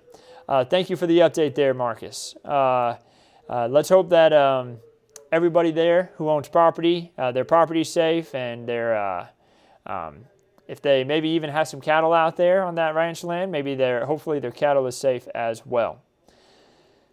So I'm going to go ahead and pop back up radar, guys. I'm going to take a wider look at things. We are going to continue to keep a track on that tornado warning, but I want to show a wider look because I have a lot of questions coming in about all sorts of different areas. We still have the severe thunderstorm warning into parts of Edwards County, Rial County. We have the severe thunderstorm warning into Maverick County and into Zavala County, but honestly, the severe parts of the storm are really now into Kinney, Uvalde counties and heading towards Edwards and Rial counties. So Devine is safe right now. No issues there. I've seen a lot of questions about that. Just a quick update. No issues for you right now. So checking in with the National Weather Service again, seeing if they have anything to say. Nothing new on that tornado warning. It's been about 10 minutes since it was issued. So we've been on this entire time that since it's been issued. You saw it happen live while we were looking at the storm. The latest update from velocity. So we're looking at winds going toward and away from the radar site. The radar site right next to it. You'll see how close this radar site is to this actual area of rotation. Right on it. About 5 miles away. You can't get a cleaner look at a storm than 5 miles. So that really lets us know what's going on right now and where this possible rotation is. So cleanest look you could possibly get. The good news is it looks like that rotation really just kind of collapsed nearly completely, but I'm willing to bet the National Weather Service stays on with this just for at least the next 5 minutes to 10 minutes as we get a few more radar scans in, just so we can make sure that the rotation doesn't pick back up. It looks like it just kind of sat still too. I think it didn't even make it to Highway 90, which would be good because the further away you get from Highway 90, the less houses on that ranch land there are, or less shops. Let's say they just have some sheds and barns. Let's hope that everybody was able to stay safe there. So it was a pretty quick spin up. Like I said, when they form that way, it's usually pretty short-lived. But we're going to continue to keep a close eye on this, guys. I'm not going to hop away from this anytime soon. Don't worry. Still really strong winds. Even if you don't have a tornado there anymore, if you're along that Highway 90 corridor, really strong winds moving through, and I would not suggest being out on the roadways in that region at the moment. Uvalde about to get strong winds. Brackettville, probably really strong winds now. No tornado issues in Brackettville. You're just getting strong winds associated with this severe thunderstorm. See questions about D'Hanis. No issues in D'Hanis right now, Terry. You are going to get a thunderstorm here pretty soon, but we're not seeing anything severe for your area. A wider look at things shows that the strongest of the winds really kind of located moving into Uvalde and moving into parts of, or moving through, rather, Kinney County and across Highway 90 now. But I'm not seeing anything too tough for Medina County at the moment. What do you think the chances are of the storm watch being extended are? Looks like everything collapses in a bit. It's possible that they continue the severe thunderstorm watch even past 10 p.m. It depends on how things manage to hold together. Right now, this is pretty strong winds coming out. And sometimes when you get a gust front like this, I'll draw this on the screen real quick, guys. When you get a gust front like this, you see that red line.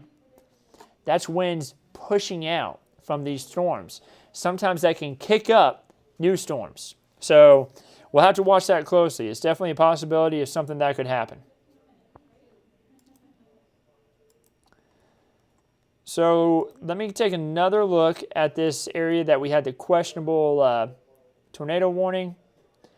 Looks like if any rotation is still sticking around, it's going to be that bright blue spot. So even though you're not seeing reds and greens right next to each other, these winds are faster than the winds right here. And just as I drew that, the radar updated, and it's weakened again. So we may have just seen this completely collapse, this area of rotation, but it is very close to the radar site, so the National Weather Service may just continue to hold on to this warning. Let me see what they're saying real quick, guys. So they've canceled the severe thunderstorm warning for Maverick County because the storms moved out, but it's continuing right now for Edwards, Kinney, Real, Uvalde, and Zavala counties.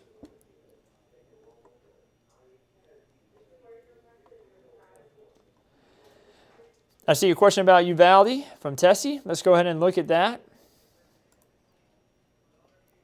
Uvalde is probably just now getting some of the stronger parts of the storm that they were expecting here for a while. The hail size looks like it is not that serious. That's great news. We don't want to see big hail. We've had enough of that so far this year. We did have maybe up to ping pong ball size hail there for a moment near Kinney and Uvalde County lines. But you see it's weakened big time as it's getting closer to that Highway 90 corridor. Not saying that it couldn't re-intensify and we end up with quarter-size hail again, but right now peat and nickel-size hail about to move across Highway 90, mainly west of Uvalde. The tornado warning continues. The rotation, not as intense as earlier. Duncan says, can we get a lightning count on the storm? Let's go ahead and do that. I agree, Duncan. Let's go ahead and take a look at that. We've been talking about how electric these storms are. Let me put this into pause. We're going to look at that rotation again, but I can tell you it's weakened. If you're in that tornado warning polygon, though, stay in your safe spot. I'll let you know whenever it's safe to go ahead and come out. The amount of lightning we're seeing in this storm, 1,980 strikes. Not as much as earlier, but still very intense. Again, it is a large area that I'm covering there whenever I do that polygon or that box that kind of collects the data. But definitely not something you want to deal with whenever you have that much lightning. And I have some great news. The tornado warning has been canceled by the National Weather Service. Remember how I told you that it looked like the rotation had weakened a lot? Looks like the National Weather Service agrees. It had weakened enough to where they said, yep, no tornado anymore. Let's go ahead and cancel that warning. So no longer a tornado warning if you're in Kinney and Uvalde County and you've been in your safe spot. It's good to go ahead and come out. Still stay where you're at. I want to go out on the roadways right now just with all that lightning, a lot of strong winds, possibility of hail, heavy rainfall. Best to go ahead and stay where you're at. But again, very intense thunderstorm right now making its way through eastern Kinney and much of Uvalde County. Now this storm is going to continue to move off to the west and D'Hanis. You're not under a severe warning, but you are going to get some very heavy rainfall and also a good amount of lightning through your area. Likely seeing quite a lightning show from Hondo looking out to the west. It's probably just pretty much consistent and probably really lightening up the sky if you're looking west from Hondo.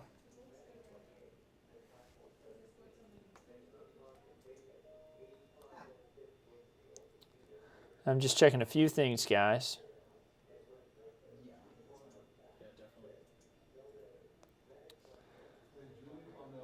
Oh, pulling back up Facebook. Are the storms turning into just big rain? Makes at the moment, Duncan wants to know, and the answer is, yeah, you know what? They're making a ton of rainfall, very heavy rainfall events, but I'm not completely convinced that they're done just yet. You know, we still could have some intense storms form along this boundary, and whenever they do start to die, when they kick out an outflow, we could have thunderstorms form out ahead of it, and that's something we're going to have to keep a close eye on. But right now, not seeing too much in the way of an issue from these storms. Definitely, if you're in Uvalde, you're probably saying, man, the wind is blowing hard, may have some power outages even there. It's definitely possible. But hail has not been as much of an issue. I'm going to check it again now that the tornado warning's done. It could be some nickel-size hail there west of Uvalde. It's a pea to nickel size. And then the winds, which has been the big story.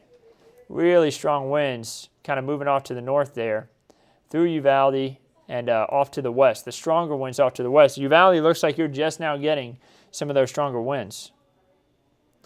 Well, let's stay together for Medina Lake. I think Medina Lake's going to get some rain, but as far as the severe threat, I don't think it's going to be as much of an issue for you.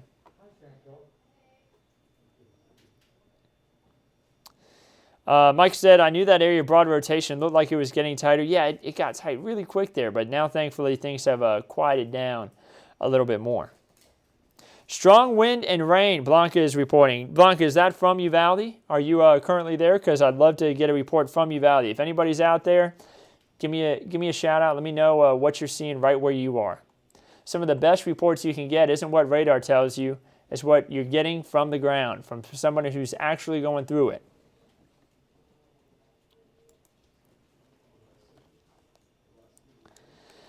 It's not too bad so far here in Uvalde. Just now started to drizzle. Well, Marcus, the intensity of the storm is going to pick up pretty soon, but I'm glad it's not too bad just yet. I'm willing to bet it starts to get pretty windy there. Oh, Blanca says in her part of Uvalde, it has gotten pretty intense. So, Marcus, it hasn't gotten to you just yet, but it's probably just on your doorstep.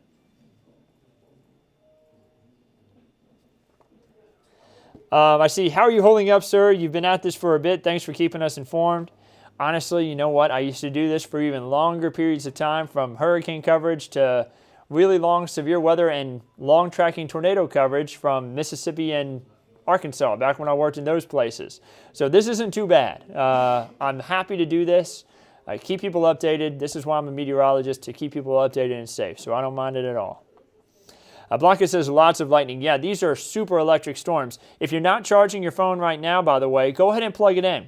This is a good time to do that. Make sure it gets as charged as possible before a possible power outage. I'm willing to bet we end up with some power outages there in Uvalde, and maybe even in Sabinal, maybe in Tahannas, and maybe even in Hondo, depending on if these storms hold together and stay electric that are further to the southeast. Now, the good news is in Hondo, the storms may not be, as intense, but definitely could be a little bit of a jolt in the air with how much lightning there is.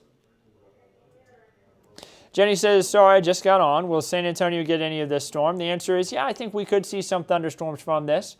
I don't think it's going to be as organized and as intense when it hits the San Antonio area. But definitely some lightning and some rain could be possible. I think that the threat for hail could go down a little bit, though, as these storms get to San Antonio.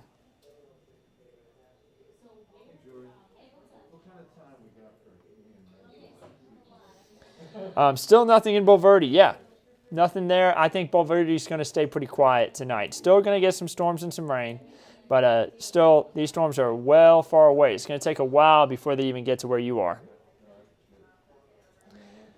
So really heavy rain and thunderstorms right now in Uvalde. Utopia could get a little bit of rain from this up there in very northeastern Uvalde County and getting close to Bandera and southeast parts of Real County. Nothing for Pleasanton. That's right, Brianna, you're fine. What about Poteet? No issues in Poteet right now. Heavy rain right now in Uvalde. And here's Pearsall, Devine, Dilley. You see a lot of lightning down there, a lot of thunderstorms off to the west. Those are going to shift off to the east and northeast. Could bring you some heavy rain and could bring you a good amount of lightning. But nothing severe there. Bandera going to get hail. I guess that was a question. Excuse me. But Sammy is wanting to know. And I think that these storms could put down a little bit of hail. But honestly, hail hasn't been as much of an issue as what we were worried about. We still see Pete and nickel-sized hail, but definitely not as intense. So, these storms are going to continue to move off to the north and east. Just be ready for that. We still have the severe thunderstorm warning. Weather Chief Bill Taylor is back in. And Bill, Good to see you, brother. Good to see you. I'm actually going to step off real quick, grab some water, and give an update to please do. Henry, who's out in the field right now. We've got a crew live in Hondo, right? Right. Kind of assessing the situation. Right. And I have to hand it to you. You made that call early because news is always wanting, information on where to go. And we kind of looked at the model data. We looked at what we thought was going to happen. And we said Hondo. Or I should say you said Hondo. I didn't have any part of that. You picked Hondo. And that's really going to be the spot. I was thinking Uvalde, but I didn't want to send him too far out there before away from San Antonio, just in case the storms actually end up shifting further east or further west. I said, just stick to Hondo there. And plus, remember too, guys, we don't want to send our crew right into harm's way. Right. I mean, but Hondo's decision was also based on what they've suffered in the last couple of weeks. They had hail 5.5 inch in diameter. I mean, phenomenal size hail, and that is just a scary situation. So yeah, Andrew, well-deserved break. Great job as always. Thank you very much. So what we're looking at now, again, if you're just joining us, severe thunderstorm warning until 9 p.m. And you can also see that across Highway 57, like east of La Pryor and heading towards Pearsall, that area is really expanding out now, and that's what would probably impact Hondo into San Antonio. We're still thinking between 10 and 11 p.m. is looking like arrival time for the city and the metro. Uvalde's going to experience the worst weather right now. With this warning in effect till 9 p.m., we've got hail about 1 inch in diameter, and we also have some wind speeds of probably about 60 plus. And remember, the amount of lightning is obvious, and that's a very dangerous situation. Now, I noticed one thing that's a good sign is that as we did that lightning strike count, we've seen the overall number decrease. So that's a good sign as far as what's happening overall, okay? That we're not seeing a tremendous build of lightning in that sense. All right, let me check on what we're seeing on the chat right now. We'll take this radar full so you can get an idea. This coming in, just a few pea-sized hailstones currently falling here in Klein, which is western Uvalde County. So pea-sized hail, western Uvalde County. Now that's going to be in the warning polygon, and that's the largest they've had under that storm. The rest just very heavy rainfall. So that's, again, a good sign that we're not seeing any severe hail sizes within this cluster. Now let's take lightning off and let's see what hail is looking like at the current hour. And let's bring hail up over top of that so we can see. And you can see that hail dropping down just a little bit in those cloud shaded areas. That's what we're looking at with the hail. Okay. And I like to keep it off too, because then you can also see, we're just coming out of a tornado warning in that same cluster, and thankfully that was canceled because of the lack of rotation, because it was not a confirmed tornado on the ground. It was instead a radar indicated tornado, which is what we, of course, know to be rotation that's showing up, not necessarily a storm that's got a tornado on the ground or, at least been confirmed by a spotter, okay? That's how it used to be. Years ago, they used to actually have that storm spotted by law enforcement or a trained weather spotter from the National Weather Service in order to issue the tornado warning. Now we have the technology of a radar that can pick up the rotation. It picks up that water being twisted in a circular motion so that you at least know, okay, we've got rotation. A tornado is either forming or a tornado is on the ground and is already formed. So I'm going to pull up the our live here so that I can get some current comments from you guys and make sure that I'm seeing and answering some questions for you. Heavy rain lightning scenario when it gets to northwest San Antonio. Duncan, it appears to be, you know. Oh, there's a new warning. All right, so now we've extended this warning a little farther to the north and east, and it's going to take in Medina and Bandera, Texas. That's going to be till 10 p.m. So now this new warning extended farther northeast and heading up towards Bandera and Kerrville, still west of San Antonio, still outside of Bexar County, but this warning now in effect until 10 p.m.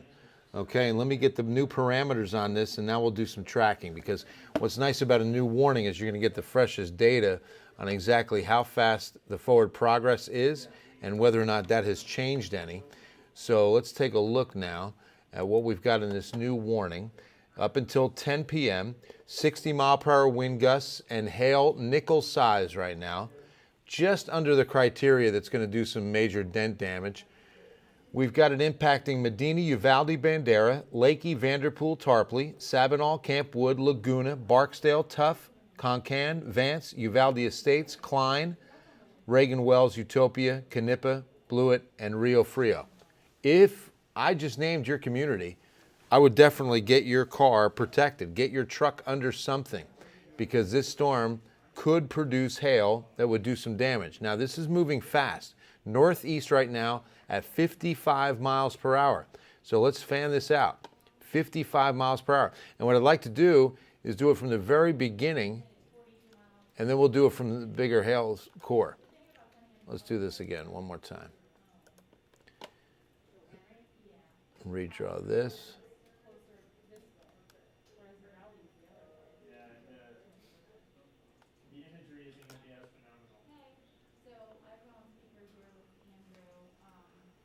So we're going at 55. Wow. This is really moving fast. Okay. So now these communities in the box, you're the ones who want to prepare for the hail. Canepa 907, Rio Frio at 909, Lakey 918. You are the people that want to get your vehicles protected, your property protected.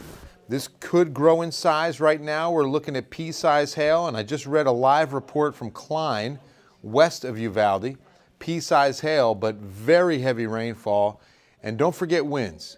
We could easily have winds clocked at 55 to 65 mile per hour wind gusts in this line. And that's what could be heading towards, again, Utopia ISD 922, Hunt 956, and then Kerrville. Kerrville, Texas, you're looking at 10:05 arrival on some pretty intense weather from the south and southwest.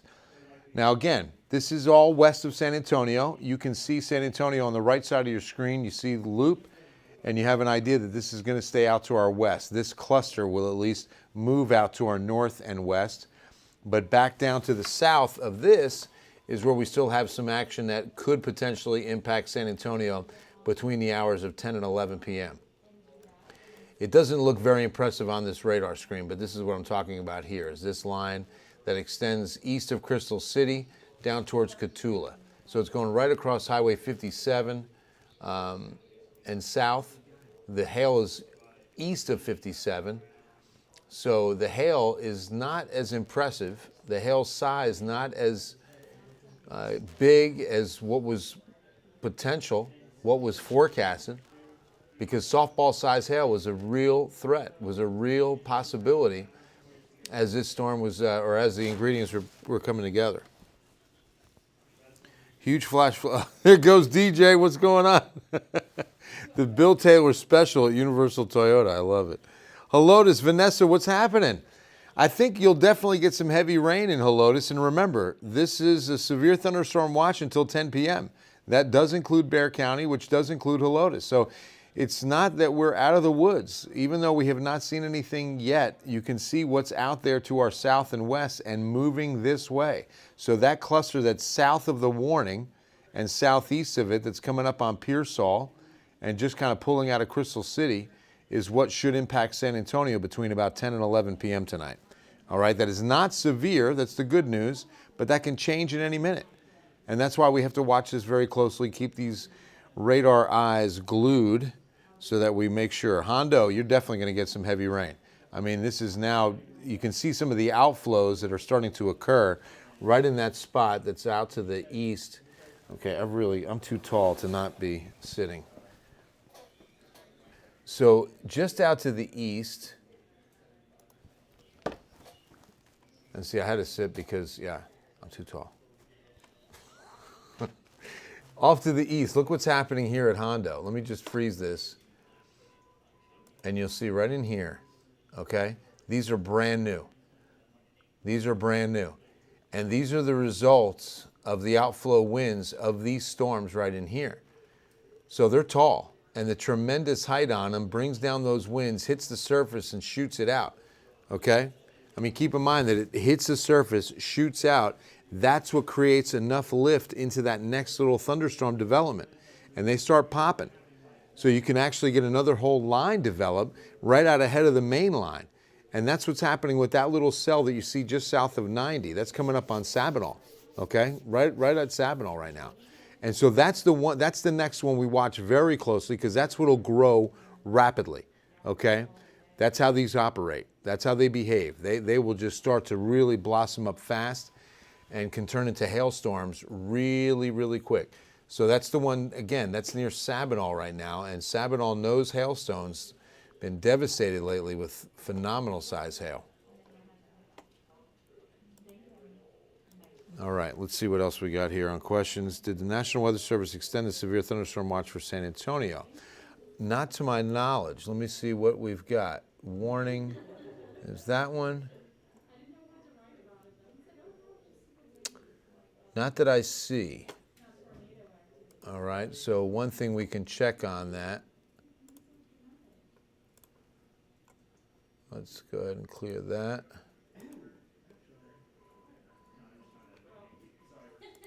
You know what? It is rain pushing in on under a thunderstorm. They keep me tested. All right, so let's keep that there. Strong winds going through Del Rio close to this one. So this is just a warning. Whoa, didn't want to do that.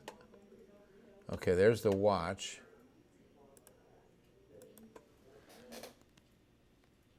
No, still till 10 p.m. Yeah, that has not been extended. I just wanted to verify that, pull that watch up and make sure. But no. Yeah, even the places that we didn't have hail, like if that, Till 10 p.m. on the watch, and the warning in effect again. Why isn't that warning showing up? There we go. Until 10 p.m. as well. Interesting part, I think it will happen, you know, now that you asked me that question and with what we're seeing occur, which that's a good sign of what I'm just now noticing to the south too. I'm going to take the lightning out. Okay, we still have, it's very intense rain over the spot that needs it the most. I mean, this has been the extreme drought region of south central Texas now for probably a month and a half to 2 months. And this is some really good rains for this area. But what I'm noticing is that the area south that's coming up on the I-35 corridor, there's an intense band within that. You can see the red that's going to be pulling out of Crystal City and heading up towards Pearsall. Now, this is not under warning yet. I say yet because it really could go to warning. And we're not seeing a whole lot of hail with this. As I put the hail tracker on there, I'll stop this motion. And you can see the largest hail is up around Uvalde right now. So let's take a look at that. This is moving northeast at about 50 miles per hour. Just racing off to the north and east. Rapid. Got to keep an eye on the Spurs game. Spurs, by the way, are just smoking one of the best teams in the East, the Milwaukee Bucks. What's the score right now, Jackson? 103-87. 103-87. Halfway through the third. Halfway through the third. Thank you, brother. So the Bucks could close this gap. They've got some incredible players on this team, but the Spurs, they did not miss a shot in the first half. Scored a record 87 points in the first half. That's a Spurs first half record? the Spurs have never scored more. That's what happens when they go on Ken's 5. It's science. That's not even, it's empirical. When they play on Ken's 5, they break records. That's incredible. So yeah, there's some scattered areas of hail. Again, just now, east of Crystal City, heading towards Pearsall. So if you're in Pearsall, I would definitely protect your vehicles now. This is the time that you can take, while it's not raining too hard, to get your car under something, cover the truck with something, but just make sure that you're covered because this hail can grow in size. So far, the Uvalde hail is the largest, and I want to track that out. Again, northeast at 55 miles per hour. So you know what? Let's do a cone out of that spot and see what we get 55 miles out, or 55 miles per hour out.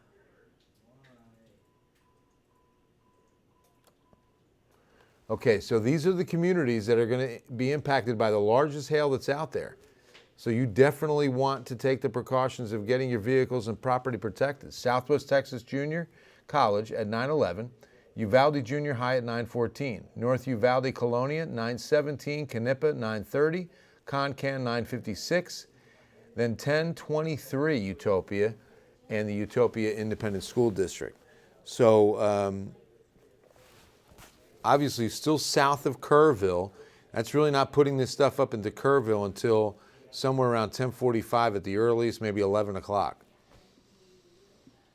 I don't see how this doesn't hold together for Kerrville, whether or not it's going to produce hail at that hour. Remember, we've lost daytime heating, the sun is set, and so we take a couple of ingredients out of a severe weather package, which is good. But we're still looking pretty good south of 57, west of 35. That's going to be the hot spot because that's what we want to watch the closest. That's what's going to impact San Antonio and the metro. Zoom this out.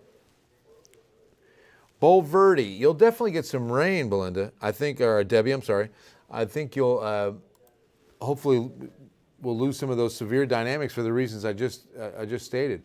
I would not be shocked. Again, we've got a warning and a watch both up until 10 p.m. I would assume that this watch is going to be extended just a little bit. You know, the original watch did not even include San Antonio. And then before the first storm fired up, the National Weather Service extended it farther east, or the Severe Prediction Center, I should say. How large hail for Canepa? Right now, actually, it hasn't been very large. I mean, the most is going to be probably nickel size, is what our reports have indicated. I mean, I wouldn't be shocked if you got up to a golf ball size hailstone, which will put dents in the vehicle. So that's why I warn you in Canepa and a lot of those communities. How's Hondo looking for a chance of hail? Pretty good for at least some small hail. Pretty good for at least some small. Not the sizes that we're experiencing as of late, but definitely some small hail for Hondo. And I want to say on the par of pea size up to about nickel size. That's been the general rule here, because even in that storm west of Uvalde in Klein, we had a storm spotter tell us on our National Weather Service chat room that he saw pea-size hail. A lot of it and a lot of very heavy rain, but nothing larger on hailstones than a pea. So that's a good sign. Aerial flood advisory just now issued for Dimmitt and Zavala counties. So now because of this rain rate, remember we're probably exceeding 2 inches per hour in some of these really heavy storms. Flooding is ongoing or expected to occur. 1 to 2.5 inches has fallen. And this is going to be Carrizo Springs, Big Wells, Asherton, Carrizo Hill, Brundage, and then along Highway 83 and State Highway 85. So if you use State Highway 83 or State Highway 85, I would definitely not use them tonight. These are going to be flooded. There's going to be water over these roadways. An aerial flood advisory for the communities that I just said. This is not a flood warning. We're not experiencing excessive widespread flooding and roads are not closed. But if they're issuing an advisory, that definitely means they're getting some water issues. Turn around, don't drown. Please always remember the most important thing.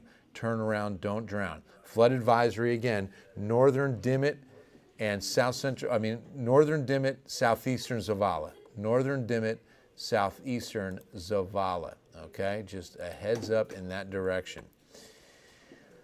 All right, we've got pea-size hail, Uvalde, and in Klein. Okay, pea-size hail that's coming from a National Weather Service storm report. So that's good news that it hasn't been very, very large. But we still have this warning up until 10 p.m. and the watch until 10 p.m. They're both at 10, and we're going to keep a very close eye on the chat. They'll always give us a heads up as to, hey, we're going to look at extending the watch.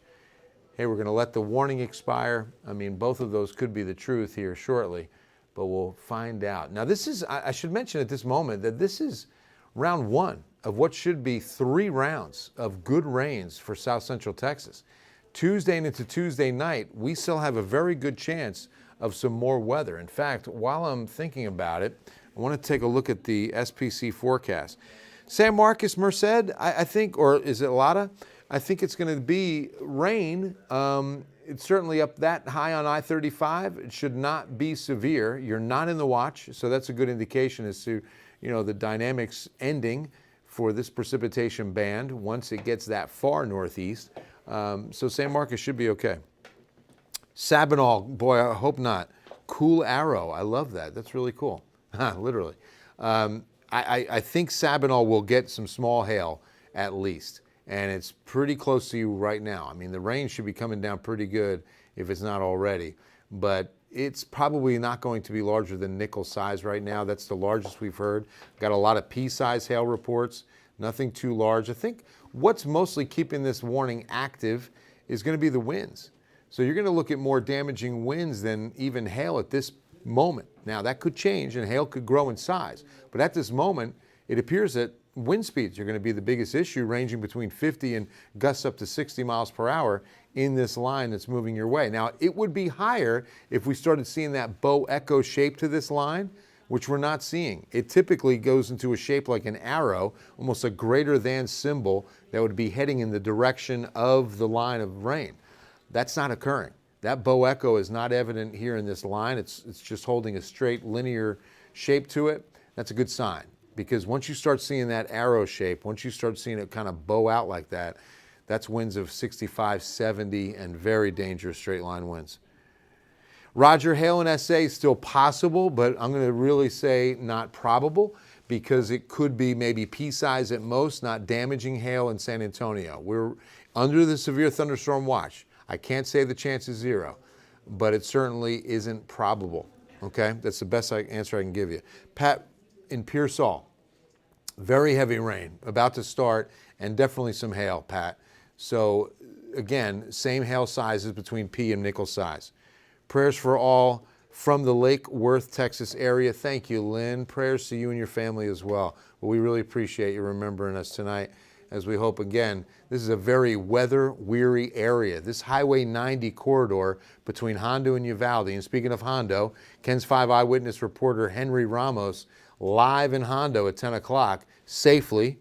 Make sure he's doing that safely, right? Can't put a mast up in this kind of weather, too much lightning, but we definitely want to keep our crews safe.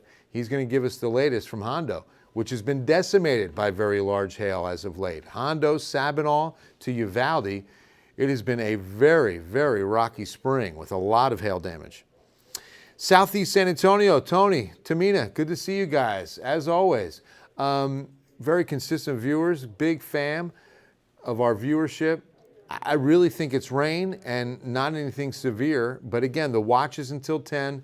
We're going to see if they decide to extend that. So far, no discussion on that just yet of whether or not that 10 p.m. time would be extended to a later time. What time will it hit Bernie? Hi, Courtney. I think it'll be probably between the hours of 10 and 11 p.m.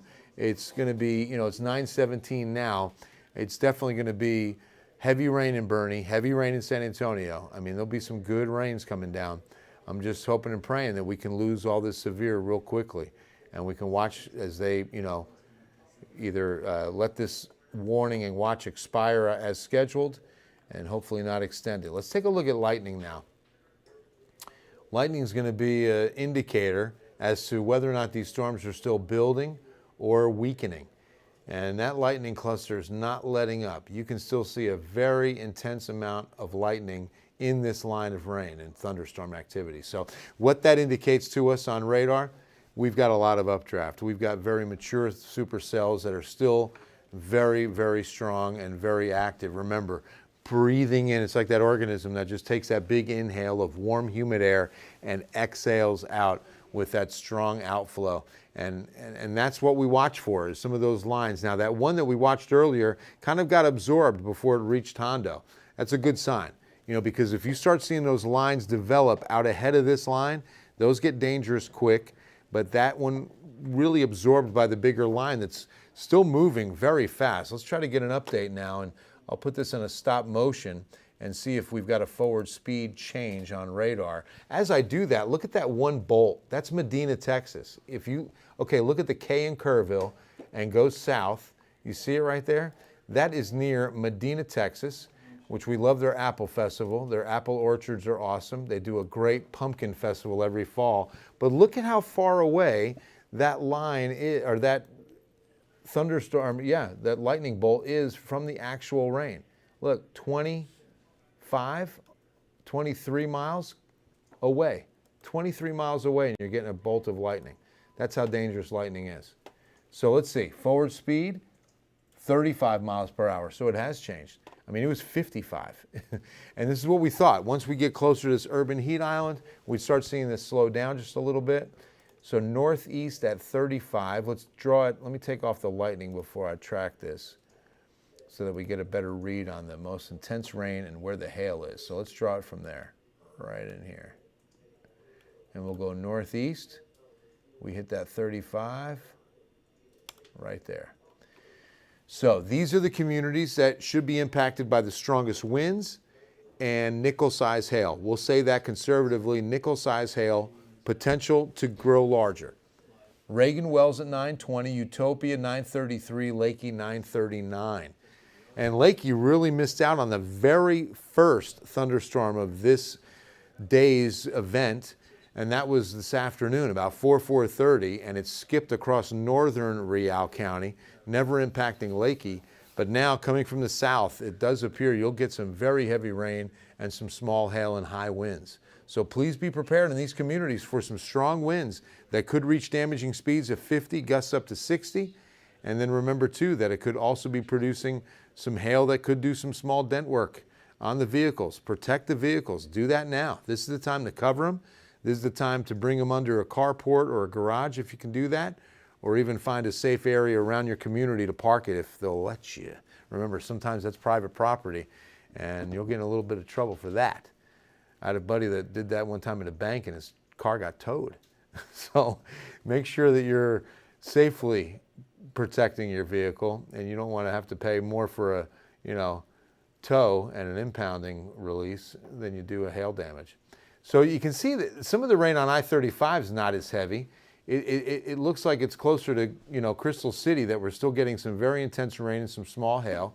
I'm looking now well south of the warning area, and I'm looking more or less at this spot right here. Okay? West of 35, you can see there's Big Wells, Crystal City, and there's Dilley, Texas. And this also moving northeast, and we could probably say on the range of about 35 miles per hour. So why don't we do that? Let's go ahead and just put 35 miles per hour on this as well. All right, there we go there. And we'll do this whole line right. Why isn't that working? I don't know why I can't see it, but that's really strange. Let's lose that first. Okay.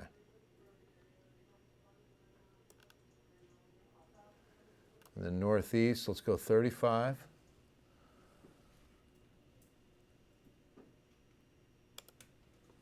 Okay, so these towns, this is at least very heavy rain and strong winds. 45 miles per hour, gusts up to 50, and pea-size hail. Okay, let's just call that at the minimum as far as weather impact for the communities now listed in this track. Freotown at 9:34, West Pearsall and Pearsall at about 9:45, Sabinal 9:50. So again, high winds, heavy rain, intense rainfall rates, and small hail. Moore at 9:54, Hondo 10:02. So that's a good idea, as to putting it into the city by say 10:30. I mean, right on about what we thought early, 10 to 11 p.m. as far as arrival time for San Antonio. Now again, we're guaranteed heavy rain. What's going to change, hopefully in the right direction, is that the wind speeds will come down a little bit. We won't have the damaging wind speeds, but that will also have hail that'll stay at a manageable size. Pea to nickel size, not going to do damage. Once we reach that golf ball, ping pong ball size hail, now you're putting dents in vehicles. So if you're in these communities and you've got that new car, or you've got that car you just don't want to see damage, I would definitely put it under something, okay? Because this can change quickly and these storms could still grow in size. Let's get back to the chat room, see if anything's been discussed. Another aerial advisory. Warning again till 10. Aerial flood advisory now. This one is going to be southeastern Kinney, northeastern Maverick, Uvalde, and Zavala counties. So this is LaPryor, Batesville, Reagan Wells, Garner State Park, if you know where that is, Loma Vista, Turkey Mountain. They've got rainfall up to 2 inches that have already fallen with an additional inch expected. So those are some communities that, again, they're concerned about flooding. There's going to be some localized issues, but it is not a flood warning. Flood warning, that changes everything. That means we are experiencing flooding. A flood advisory is going to indicate that we've got some heavy ponding, we've got water over roads. Please use caution in those areas. We're hopefully home for the night at this point, right? Maybe watching a little Spurs basketball while watching us here on Ken's Five's Facebook and YouTube and app, and you can do all that even on the Roku, and make sure that you can keep tab on the San Antonio Spurs, who are now up 122 to 100 as we start the fourth quarter, right? We just started fourth? Okay. Oh, 8 minutes left in the game. Oh, we're well into the fourth. Okay. Thank you, guys. 122 to 102 is that now? They did close the gap a little bit, but hopefully the Spurs can hold on and beat one of the best teams in the East. Oh, thank you, Greg. Yeah, you got it. Greg Matthews panning my big monitor wall over a little bit for us. Looking good. How's everybody doing tonight? Let's check on what you're saying. Oh, thank you, Tony. Yeah, we got a hardworking team. I'm telling you, Ken's Five, the best in the business, and I thank all of those I get to work with. I asked Andrew earlier, but I see things are changing. Mom's flying in from LA, flight due at 10:50.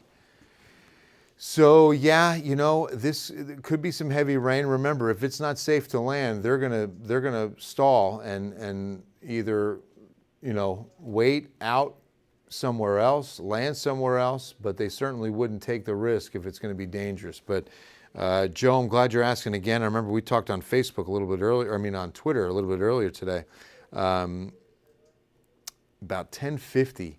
You know, that really could be where we get some heavy rain in San Antonio at this point, because this has really slowed down. We were hoping this was going to be already through by 9 o'clock, but this whole line slowed down big time, Joe. So keep that in mind. And just keep an eye on, you know, put the flight in, the website, and you'll get live updates, and they'll even text you. Karnes County, I don't think you get much in Karnes County. Southeast of the city is going to be slim pickings on this rain, because this is really a west, southwest, obviously, right now. In fact, let me zoom this out. That's an awfully tight picture. I want to, again, take a look. That was the latest flood advisory info on that. But these are the communities, before I disappear on this one, that will experience the most intense action on the radar right now, okay? As that storm moves northeast, approximately 30 to 35 miles per hour. All right. Does it look like we're going on early, guys? No. There's only 7 minutes left in the game, so. Yeah, 7 minutes left, and we're at 9:27. So we could go on a little early. Just depends. Whenever the Spurs game ends, we're live on Ken's 5 television with our newscast. And boy, do we have a newscast tonight. We've got the gambling story. Is sports gambling going to be legalized in Texas? Big special deep dive from Aaron Wright tonight. So that's going to be an interesting story. How's it looking for Ingram? Ingram should get some pretty heavy rain and some small hail and some high winds. You know, we're coming up on 9:30. The warning that you see goes until 10. The watch that you see goes till 10. So the National Weather Service has some pretty big decisions facing them as to what they're going to do. I noticed that the amount of hail in these storms is decreasing. That's a really good sign. We looked at the lightning. Still very impressive, but it's certainly not getting a lot worse, okay? It's still a very impressive cluster of lightning. Now, Andrew, show me where we did that earlier. Let's get a whole lightning count. If I do a query and then just box it Yes. while I'm on it? Lightning, correct. Okay. So we'll get a count on lightning strikes, 1791. Overall, that's down. That number was as high as 2,200, 23. Where were we earlier? Just live counted down to 1786, now 1784. We're watching it just go down. Okay, so it's a good bumped sign. up again, but Yeah, see, just as you see, Mother Nature humbles us all the time. You know, 1776, that's a good exalt number. yourself and you shall be humbled. That's a good number. It was 1776 for a moment. That was a great year. So yeah, see, lightning data is crucial to giving us a good read on just what these storms are doing. And at least those numbers are down just a bit, okay? They're down just a bit, but still very electrical storm, okay? Please make sure your phones are charged. Please make sure you're prepared for this because there is some very, very dangerous lightning embedded within these storms for sure. And again, the high winds, the small hail, biggest impacts right now. We did have that one, if you're just joining us, we had one tornado warning near Spofford. It was canceled after only about 10-15 minutes. It was rotation indicated by radar. It was not a tornado ever spotted by a trained eye or a law enforcement official. It was radar indicated rotation, and that warning was canceled. That was a good sign. And that was west of Uvalde near Spofford, okay? And that was, that's kind of like, you know, on your way to Bracketville, in between Uvalde and Bracketville. But it was grateful that it's a sparsely populated area of West Texas, or I should say western side of South Central Texas. And it was canceled so quickly that we haven't seen it reissued, but we have seen this warning. Hold on. What time will it get to Castroville? Naomi, I'm going to probably say very soon, before 10 p.m. for sure, that you'll get some small hail. All right, significant weather advisory now just put in till 10:30. So that's interesting because if it's going that route, significant weather advisory is not criteria of a warning. Remember that, okay? We're just shy of that. But this is going to be half-inch size hail and wind gusts of 50 to 55 miles per hour. So that's going to be the least at which we're going to encounter and experience in this line of storms. Torrential rain occurring with these storms, localized flooding can be expected. Frequent cloud-to-ground lightning is also occurring. And if I name your community, prepare for some high damaging winds. Pearsall, Hondo, Devine, Dilley, Charlotte, Sabinal, Natalia, North Pearsall, Moore, Goldfinch, D'Hanis, Hilltop, Noonan, Queehee, Dunlay, Pearson, Bader, Bluff, and Derby. So please make sure that if I just named your community, you're prepared for high winds and small hail. Those are the two primary threats right now. We've not seen rotation since that one cell produced a little radar indication of a twist at, what was it, about 8:30, Andrew? Yeah, it was Give or around that take, time, about 8:20. We first started. Watching the timeline on the radar here. Yeah, it was right about 8:30. And it was a pretty significant little swirl. I saw it on the velocities when you were showing that. Yeah, those two storms merged. The one that was going due east, and then Right. storms coming up from the south going north, and caused that brief spin up. But thankfully, whenever storms form like that, they typically are short lived. So That was Yeah, the we got case. lucky. Yeah, that warning got canceled quick. We did get very lucky. Lytle, yeah, I would definitely expect some pretty heavy rain and some pretty gusty winds in Lytle, Texas for sure tonight, Paul. Flooding, turn around, don't drown. Thank you, Arthur, always. Hearing thunder in Helotes. And look at how far away, Vanessa. Look at how far away the storms are. I mean, you're still a pretty good 30 minutes minimum from getting any rain in Helotes, and you're already, maybe some light rain, sure. But as far as the thunderstorms, you get an idea just how far out some of these lightning. Okay, did you just see that one? I just saw one crazy. Watch this. Look at that. Up near Sonora. See it? This is always very impressive and a great time to teach you how dangerous lightning can be. Look at this. That's a lightning bolt right there. Now you want to talk about miles away from the storm. will go to the top, the very, very top of this storm that's just about to edge into Bandera County. And that's, look at this. It's off the map. It's over 70 miles away that we're picking up lightning. That's crazy. That's nature. Okay? Don't ever underestimate the power of lightning and where it can go. Again, a weather phenomenon called bolt out of the blue is a real thing. In blue sky condition, lightning has occurred. It's happened. And it can be very dangerous. It's a deadly weather feature. Okay? Remember, a lightning bolt produces a temperature of 65,000 degrees Fahrenheit. I mean, it is deadly. When thunder roars, go indoors. Let's put this in motion. And as I do, take a look. Thunder at Universal City and Converse, northeast San Antonio. Not even Helotes, but northeast San Antonio, and you're getting thunder. 70, isn't that impressive, Jennifer? Really? Thunder and lightning at Alamo Quarry, but no rain yet, right, Yolanda? And we're getting a lot of lightning out away from the storm, but I bet if we do the lightning count, I think the lightning count is down now in the storm. But yeah, the lightning strikes are going way far away from the storm. But it looks like the storm is actually collapsing pretty quick as it moves to the east. Well, it's down 1641. Down about 100 strikes. Yeah, down about 100 strikes. Still a And this lot. is in the last, what's the time frame? In like 10 minutes. 10 minutes, right? Yeah. Well, 15 minutes as far as the strikes in 15 minutes, but in the But last 10 since we minutes, checked, it's yeah, dropped it. right. Dropped out 100. Yeah. That's a good sign, okay? Less lightning. Oh, we're dropping some counties from the watch. Did you just see that? So we Yep. just reissued a Maverick, watch. Kinney, Edwards, and Valverde. So the western counties are now out of the woods. Edwards, Kinney, Maverick, Valverde. So that's going to mean, let's see what we're saying on the chat. Extends watch until midnight. Okay, so now the watch counties are until midnight on what you see highlighted.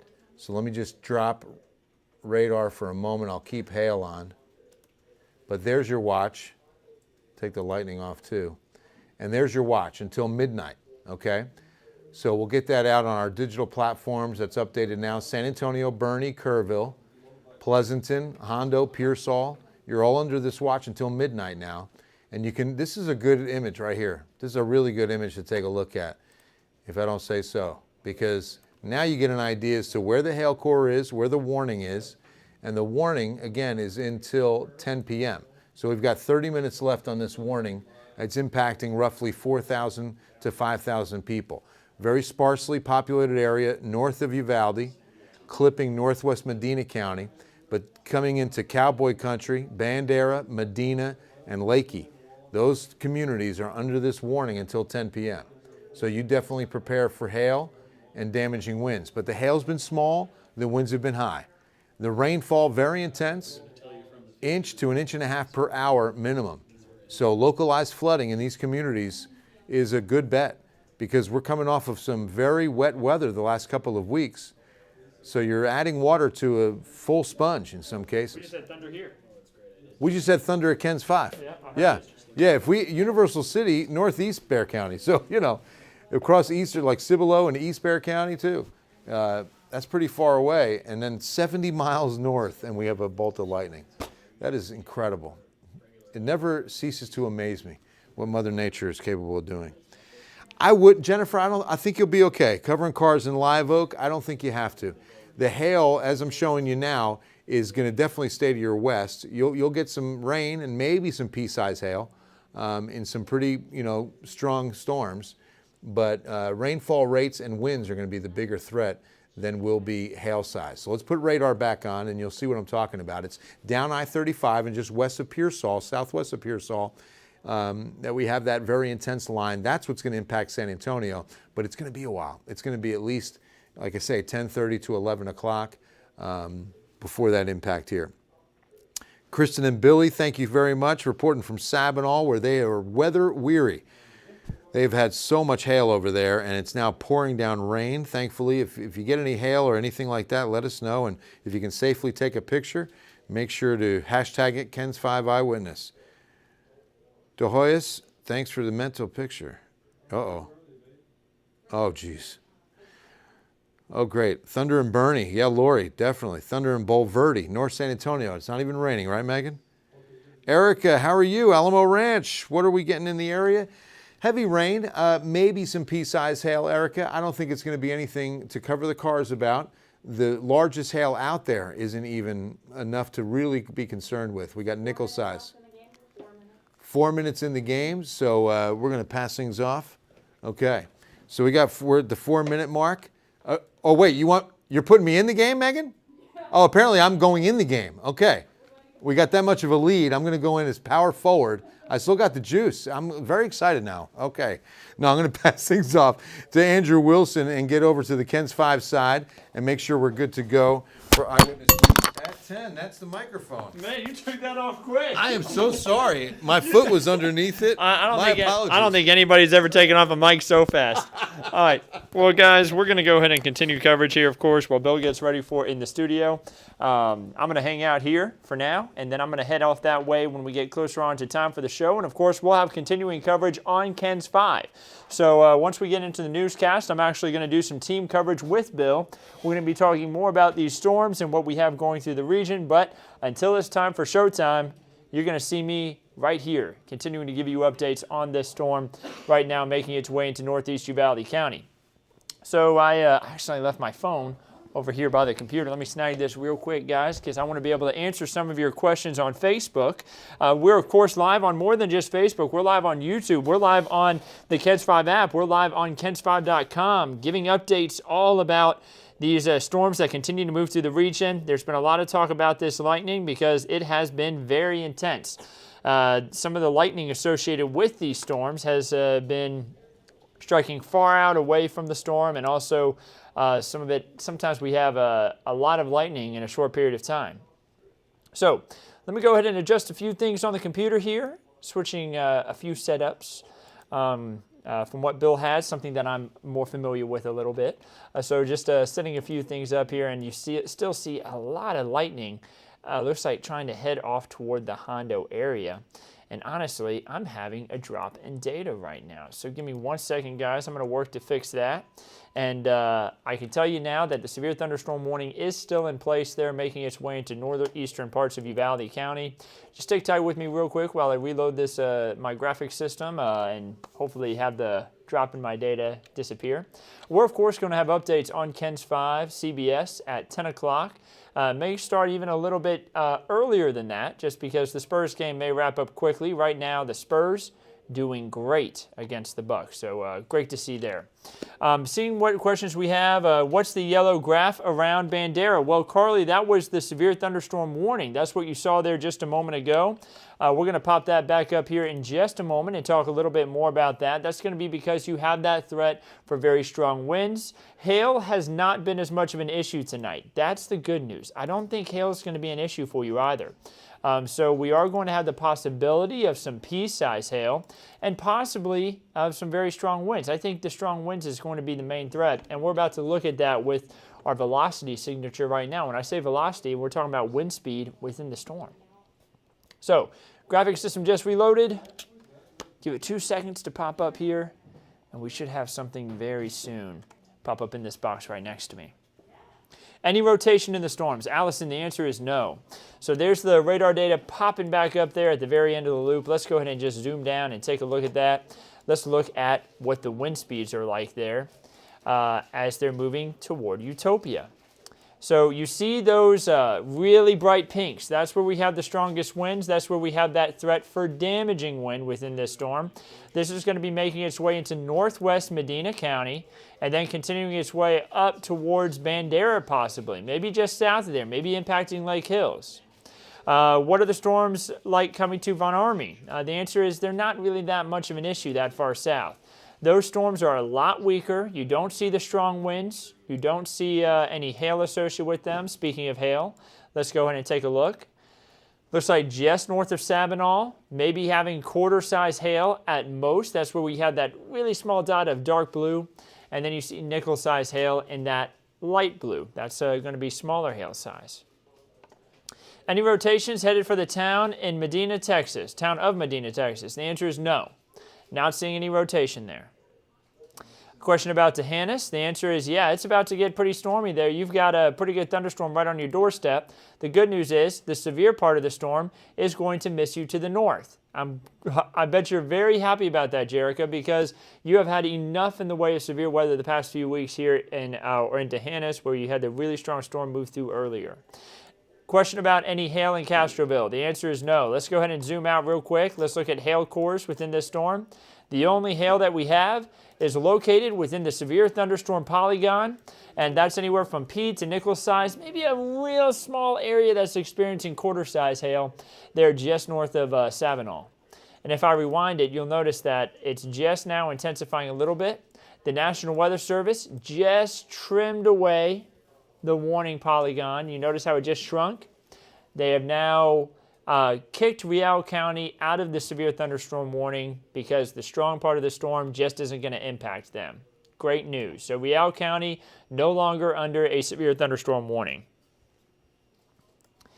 Let's see here. We still have it in northwest Medina County, northeast portions of Uvalde County, and then also into portions of Bandera County continuing. How about south side of San Antonio? Are we going to get hail? And I would say no. I don't think we're going to be dealing with anything like that. Now, the Spurs game just wrapped up, guys, so we're going to get ready to have the 10 o'clock newscast right now. Tune into Ken's 5 CBS at this moment. We're going to have the latest on thunderstorms. We're going to have the latest on some big news happening all around San Antonio. And, of course, Weather Chief Bill Taylor and I are actually going to tag team the weathercast in our coverage tonight. So be sure to tune in to Ken's 5 CBS. We're going to be continuing coverage there. Once the newscast starts, I'm going to go ahead and jump back there and continue to keep them continue to get everything set up in that part of the studio. But again, not seeing anything severe other than this one storm in Uvalde, Medina County, and moving its way up toward Bandera County. We're going to have the latest timeline. That's the next big thing. We have more chances for storms tomorrow, more chances for strong to severe storms that are going to move through the region. Weather Chief Bill Taylor is going to have the latest look at future clouds and radar right during our newscast. Joe says, taking y'all to the airport with me. We'll be in touch. Good stuff. Is Uvalde under a severe thunderstorm? Uvalde itself, no. Uvalde County, yes. Utopia, though, Sabinal to the east of Uvalde is under a severe thunderstorm warning. And the town of Bandera is also under severe thunderstorm warning. Looking at the strong winds, we got some of the strongest winds moving into northwest Medina County now.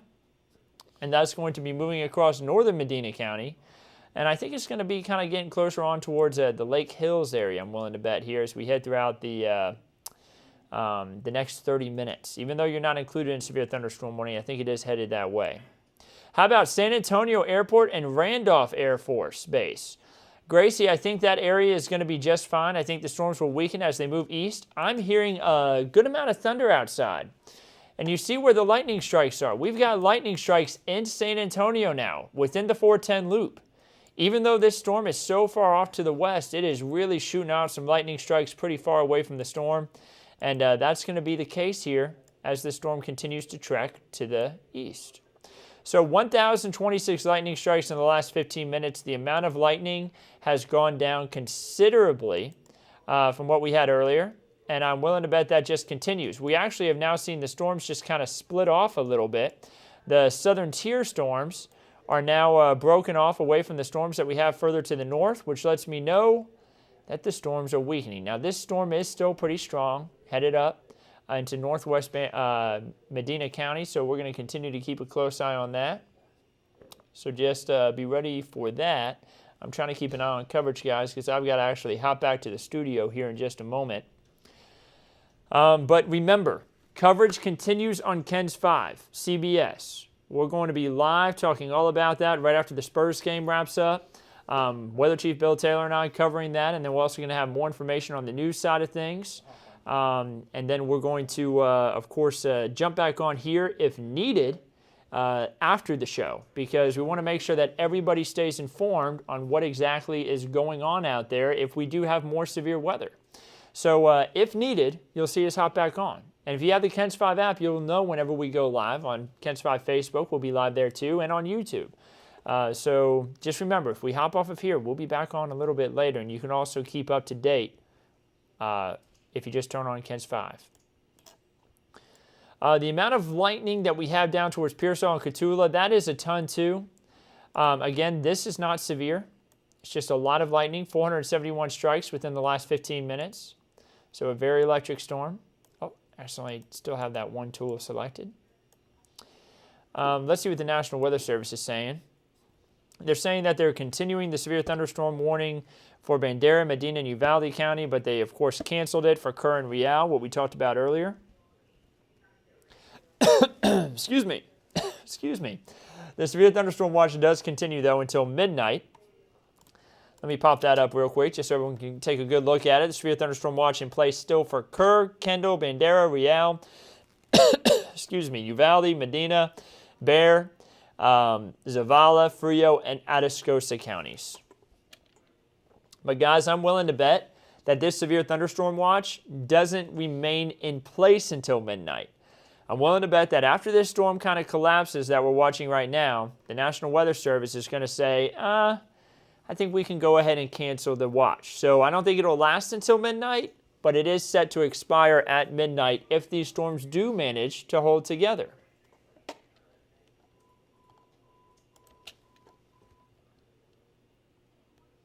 Merlin says, don't forget your water. Exactly. That's what's going on right now. Been talking for so long today that, mouth kind of dried up a little bit from all the talking. So, again, the storms were way more intense when they were going through Uvalde. And we can see that the amount of lightning is still going down. Still pretty intense there. Hondo's getting it right now. They're getting a lot of lightning, a lot of heavy rainfall. Sabinal is in the thick of it at the moment. You see northwestern Medina County really dealing with the thunderstorms too. And these are going to move up into Bandera County. We already see some thunderstorm activity up into Bandera County. Ann asking, is Helotes expecting hail? I would say no. If anything, it would be pea-size hail. Let's take a look at those hail sizes again that we looked at earlier to see if anything's intensified. And it has. We do have nickel to quarter-size hail right now north of Sabinal. Nothing that is extremely intense, but just within the realm of being severe-sized hail. So this is going to be moving just off to the north of D'Hanis. Possibly even pea-sized hail in your area. Trying to zoom down to get the map to pick up your town, but sometimes the system will goof with me and it won't pop it up. But you know where you are. You're located right here west of Hondo. Not seeing anything other than possibly some pea-sized hail right where you're at. A wider look out. Let's take a look at Sabinal. You're really getting a bulk of the thunderstorms right now, and again, those are moving northeast. What about Canyon Lake? I think Canyon Lake's going to be just fine. Medina Lake, though, you could end up with some hail. You could end up with some strong winds. I think you could end up with anywhere from pea to nickel-sized hail in Medina Lake as these storms continue to move off to the north and east. Let's see here. I heard thunder, so I went to check my Futurecast radar for Bulverde. The thing is, yeah. We're getting thunder all the way into downtown San Antonio on the northeast side. Lightning strikes are occurring way away from this storm. Even though the storm is still so far to the west, lightning strikes are getting way out there. So that's going to be something that's possible. This storm is intense, so it's able to kick lightning strikes way out away from it like that. Let's actually see the amount of lightning we've seen in the last 15 minutes, see if it's gone down. Earlier we looked at it. It was just over 1,000. 1,035, so it's held its intensity here since the last time we looked at that. And I also want to take a moment, I want to zoom out, and I want to look at our storm reports, local storm reports. Just a few reports of hail, nothing too intense there. Looks like we had our largest hail, likely in Real County from earlier on, the storm we had this afternoon. 3/10 of an inch size hail, so pea-size hail in Uvalde County. And then we had 3/4 of an inch or an inch and a half size in parts of Real County up towards Lost Maple State Natural Area. So pretty significant size hail there. And we did have a new severe thunderstorm warning just issued. This includes Bandera County and Medina County. This does not include Bexar County, but it is right on our doorstep. So we're going to go ahead and continue to stay on here for now, guys. The Spurs game just wrapped up. They are getting ready for the newscast. And once they do get the newscast going, I am going to go ahead and just punch up the radar, continue to let it loop, but I do have to go get ready for the newscast itself. So once that happens, just be sure to tune on KENS 5, CBS. Weather Chief Bill Taylor is going to be giving the latest updates on the storms. I'm going to leave radar at least rotating here for a bit, and then we're going to continue to have coverage on KENS 5. And I see a question. Can you at least can you go ahead and put a track on the storm? You know what? Before I head back there, I'm going to go ahead and do that for you. That way we can get the latest update, and y'all can see a good track on that before I head back to the back here in a second. So right now the storm has 70-mile-per-hour wind gusts possible, quarter-size hail. So hail, not the biggest issue. Wind continues to be that. It's moving east at about 30 miles per hour. So let's go ahead and put a track on this and get an exact idea on the on when it's going to impact certain areas. Kind of put it right on that front edge there. Oh, let me go ahead and bring this all the way through. So, Castroville by about 10:20, Dunlay by about 10:07, Murphy School by about 9:56, Petranco Elementary School 10:38. This will impact the Lackland area at about 10:51, Wolf Stadium by about 11 o'clock. So you see it has a while before it even makes it to downtown. Could even take about 30 minutes to a full hour. And we're going to continue to watch that and keep you updated on it. But now we're in the newscast, guys, so I'm going to go ahead and step to the back. I'm going to keep this radar looping for you. But we've got live coverage right now on KENS 5. Weather Chief Bill Taylor is on TV at this moment, keeping you updated. And you're going to see me on there here pretty soon, keeping you updated as well. So stay safe tonight. Again, we'll continue this coverage afterwards if we have to. And we're going to go ahead and just continue to keep the radar looping for you for right now. And Weather Chief Bill Taylor and I will continue to keep you updated throughout tonight. So stay safe. Here's a look at the radar. And we'll keep you updated right on KENS 5. Be sure to tune into the newscast, which just began on KENS 5 CBS.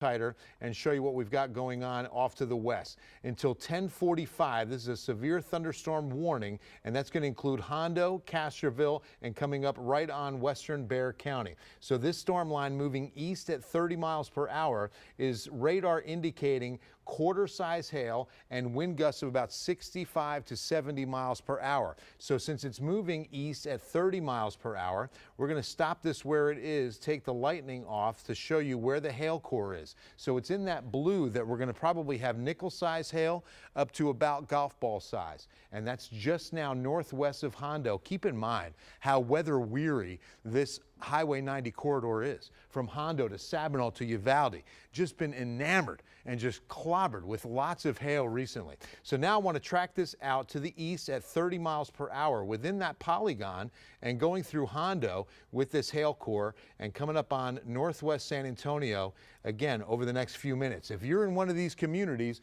you should definitely protect the vehicle. This hailstone could get larger. Right now, golf ball at the largest, but we're looking at Hondo 10:05, New Fountain at 10:12, Dunlay 10:21, Lake Hills in the Medina Lake area, you're looking at 10:30. So Pearson 10:40, Lacoste 10:43, Luna Middle School 10:46. So I mean, I would say northwest San Antonio, Helotes, maybe down to Leon Valley at probably about 10:45 to 11 p.m. Now, sit tight. We've got full team coverage coming up. We've got KENS 5 Eyewitness News beginning right now. Now at 10. Tracking tonight's storms, plus because this cold front's going stationary, a lot more rain in the forecast. Amid tragedy, a tender moment. Tonight, the police chief and the community remembering the life of a 6-year-old girl shot and killed on Mother's Day. We're all tired of junk emails, but you're wasting your time and putting your personal information at risk when you unsubscribe from them. The two best ways to clear out the clutter. Eyewitness News at 10 starts right now.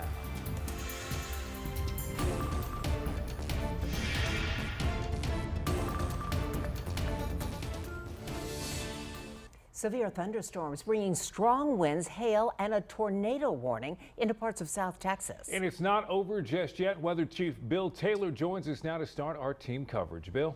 Aaron, we've got a severe thunderstorm watch until midnight, and I'm tracking a couple of warnings just west of San Antonio. We've watched these storms brew out west, and now, just as we get into the 10 o'clock hour, they're knocking on the door of San Antonio. Let's get to the big board, and I'll show you first the new watch until midnight. These pink shaded counties are going to include San Antonio, Bernie, even up to Kerrville, and not mentioning areas south like Pearsall, Pearsall and Pleasanton for sure. But, you know, these communities haven't even seen much rain, but you're starting to get it now. Now, so far, the most severe on the map is just out to the west of San Antonio. These are two severe thunderstorm warnings kind of embedded on each other, with this cluster being the most dangerous, moving right on top of Hondo, soon to be Castroville, then into northwest San Antonio. So what I'm thinking is going to occur until about 10:45, we've got the threat of hail and winds of about 65 to 70 miles per hour indicated within this storm line. So a tremendous amount of lightning. In fact, Andrew Wilson is here with us as well,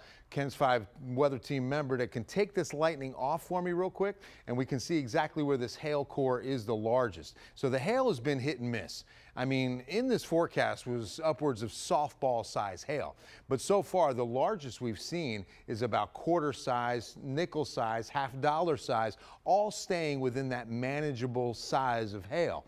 All right, not until you get to that golf ball, to that ping pong ball, you're going to start seeing dents in vehicles. So speaking of which, golf ball size, perfect. Right out Highway 173 and Highway 90. So it's coming in again east at about 30 miles per hour. It's going to be impacting areas like Castroville and then right into western San Antonio about 10:45 to 11. So golf ball size hail will definitely put some dents on vehicles. Make sure that you are covering some of those vehicles, getting that truck underneath a carport or in a garage if at all possible. Here's some of the communities: Hondo 1018, New Fountain at 1026, Castroville 1048, Wolf Stadium in West San Antonio by 1121. Aaron?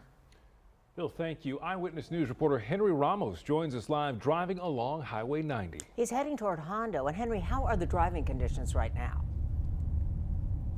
Sarah and Deborah, this is live. We're just off of Highway 90, as you mentioned. We're heading towards Hondo, just passing Dunley right now. We're about 7 miles outside of Hondo, but as Bill was just mentioning, the real story right now from what we're seeing, from where we're at right now, you can see just the lightning show that is happening right now in the sky. I mean, just check out what is in front of us. Now, you can see a little bit from the windshield. We're receiving a little bit of the rain droplets as we are heading into Hondo right now. But my goodness, I mean, just look at this lightning right now.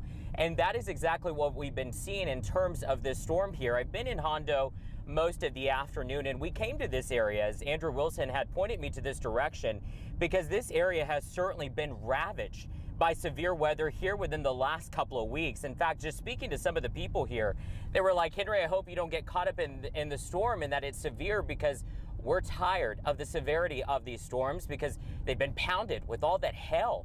I mean, Bill was mentioning it was like 5.5 inches of diameter from the hail that they were seeing from the last storm. As he mentioned, from what we have been seeing along this area in terms of hail, though, as the storm is approaching closer to this area, is what we're seeing is, or we're hearing reports of pea-sized hail. But right now, as we're live here driving towards Hondo here on Highway 90, you can see the rain is still starting to come down. But from our vantage point, it really is the lightning. It's the lightning show that you can see here. But we're certainly trying to remain safe here along this area. We'll, of course, continue to monitor these conditions and bring you updated coverage on air and online. Aaron and Deborah. All right, Henry, be careful. And take a look at this video sent in from KENS 5 eyewitness Francisco Javier. He shot this video in Eagle Pass near Del Rio Boulevard as he was driving through the area. Take a look at the ground.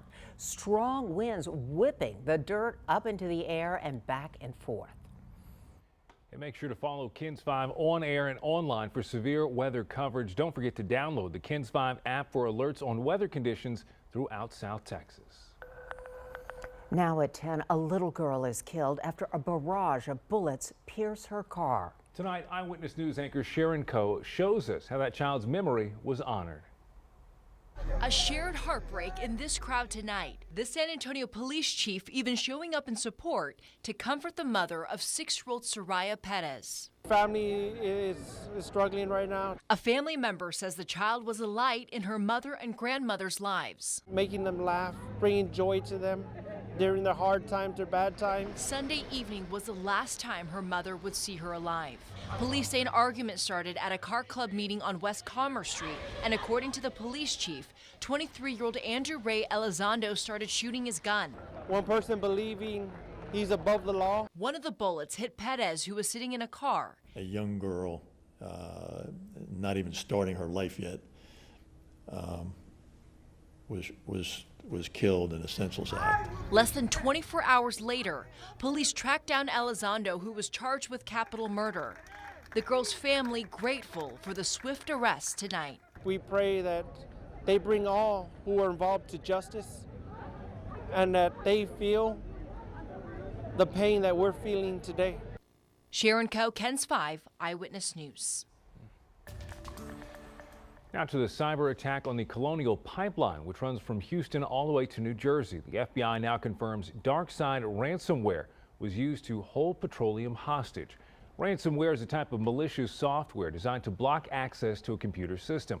That's until money is paid.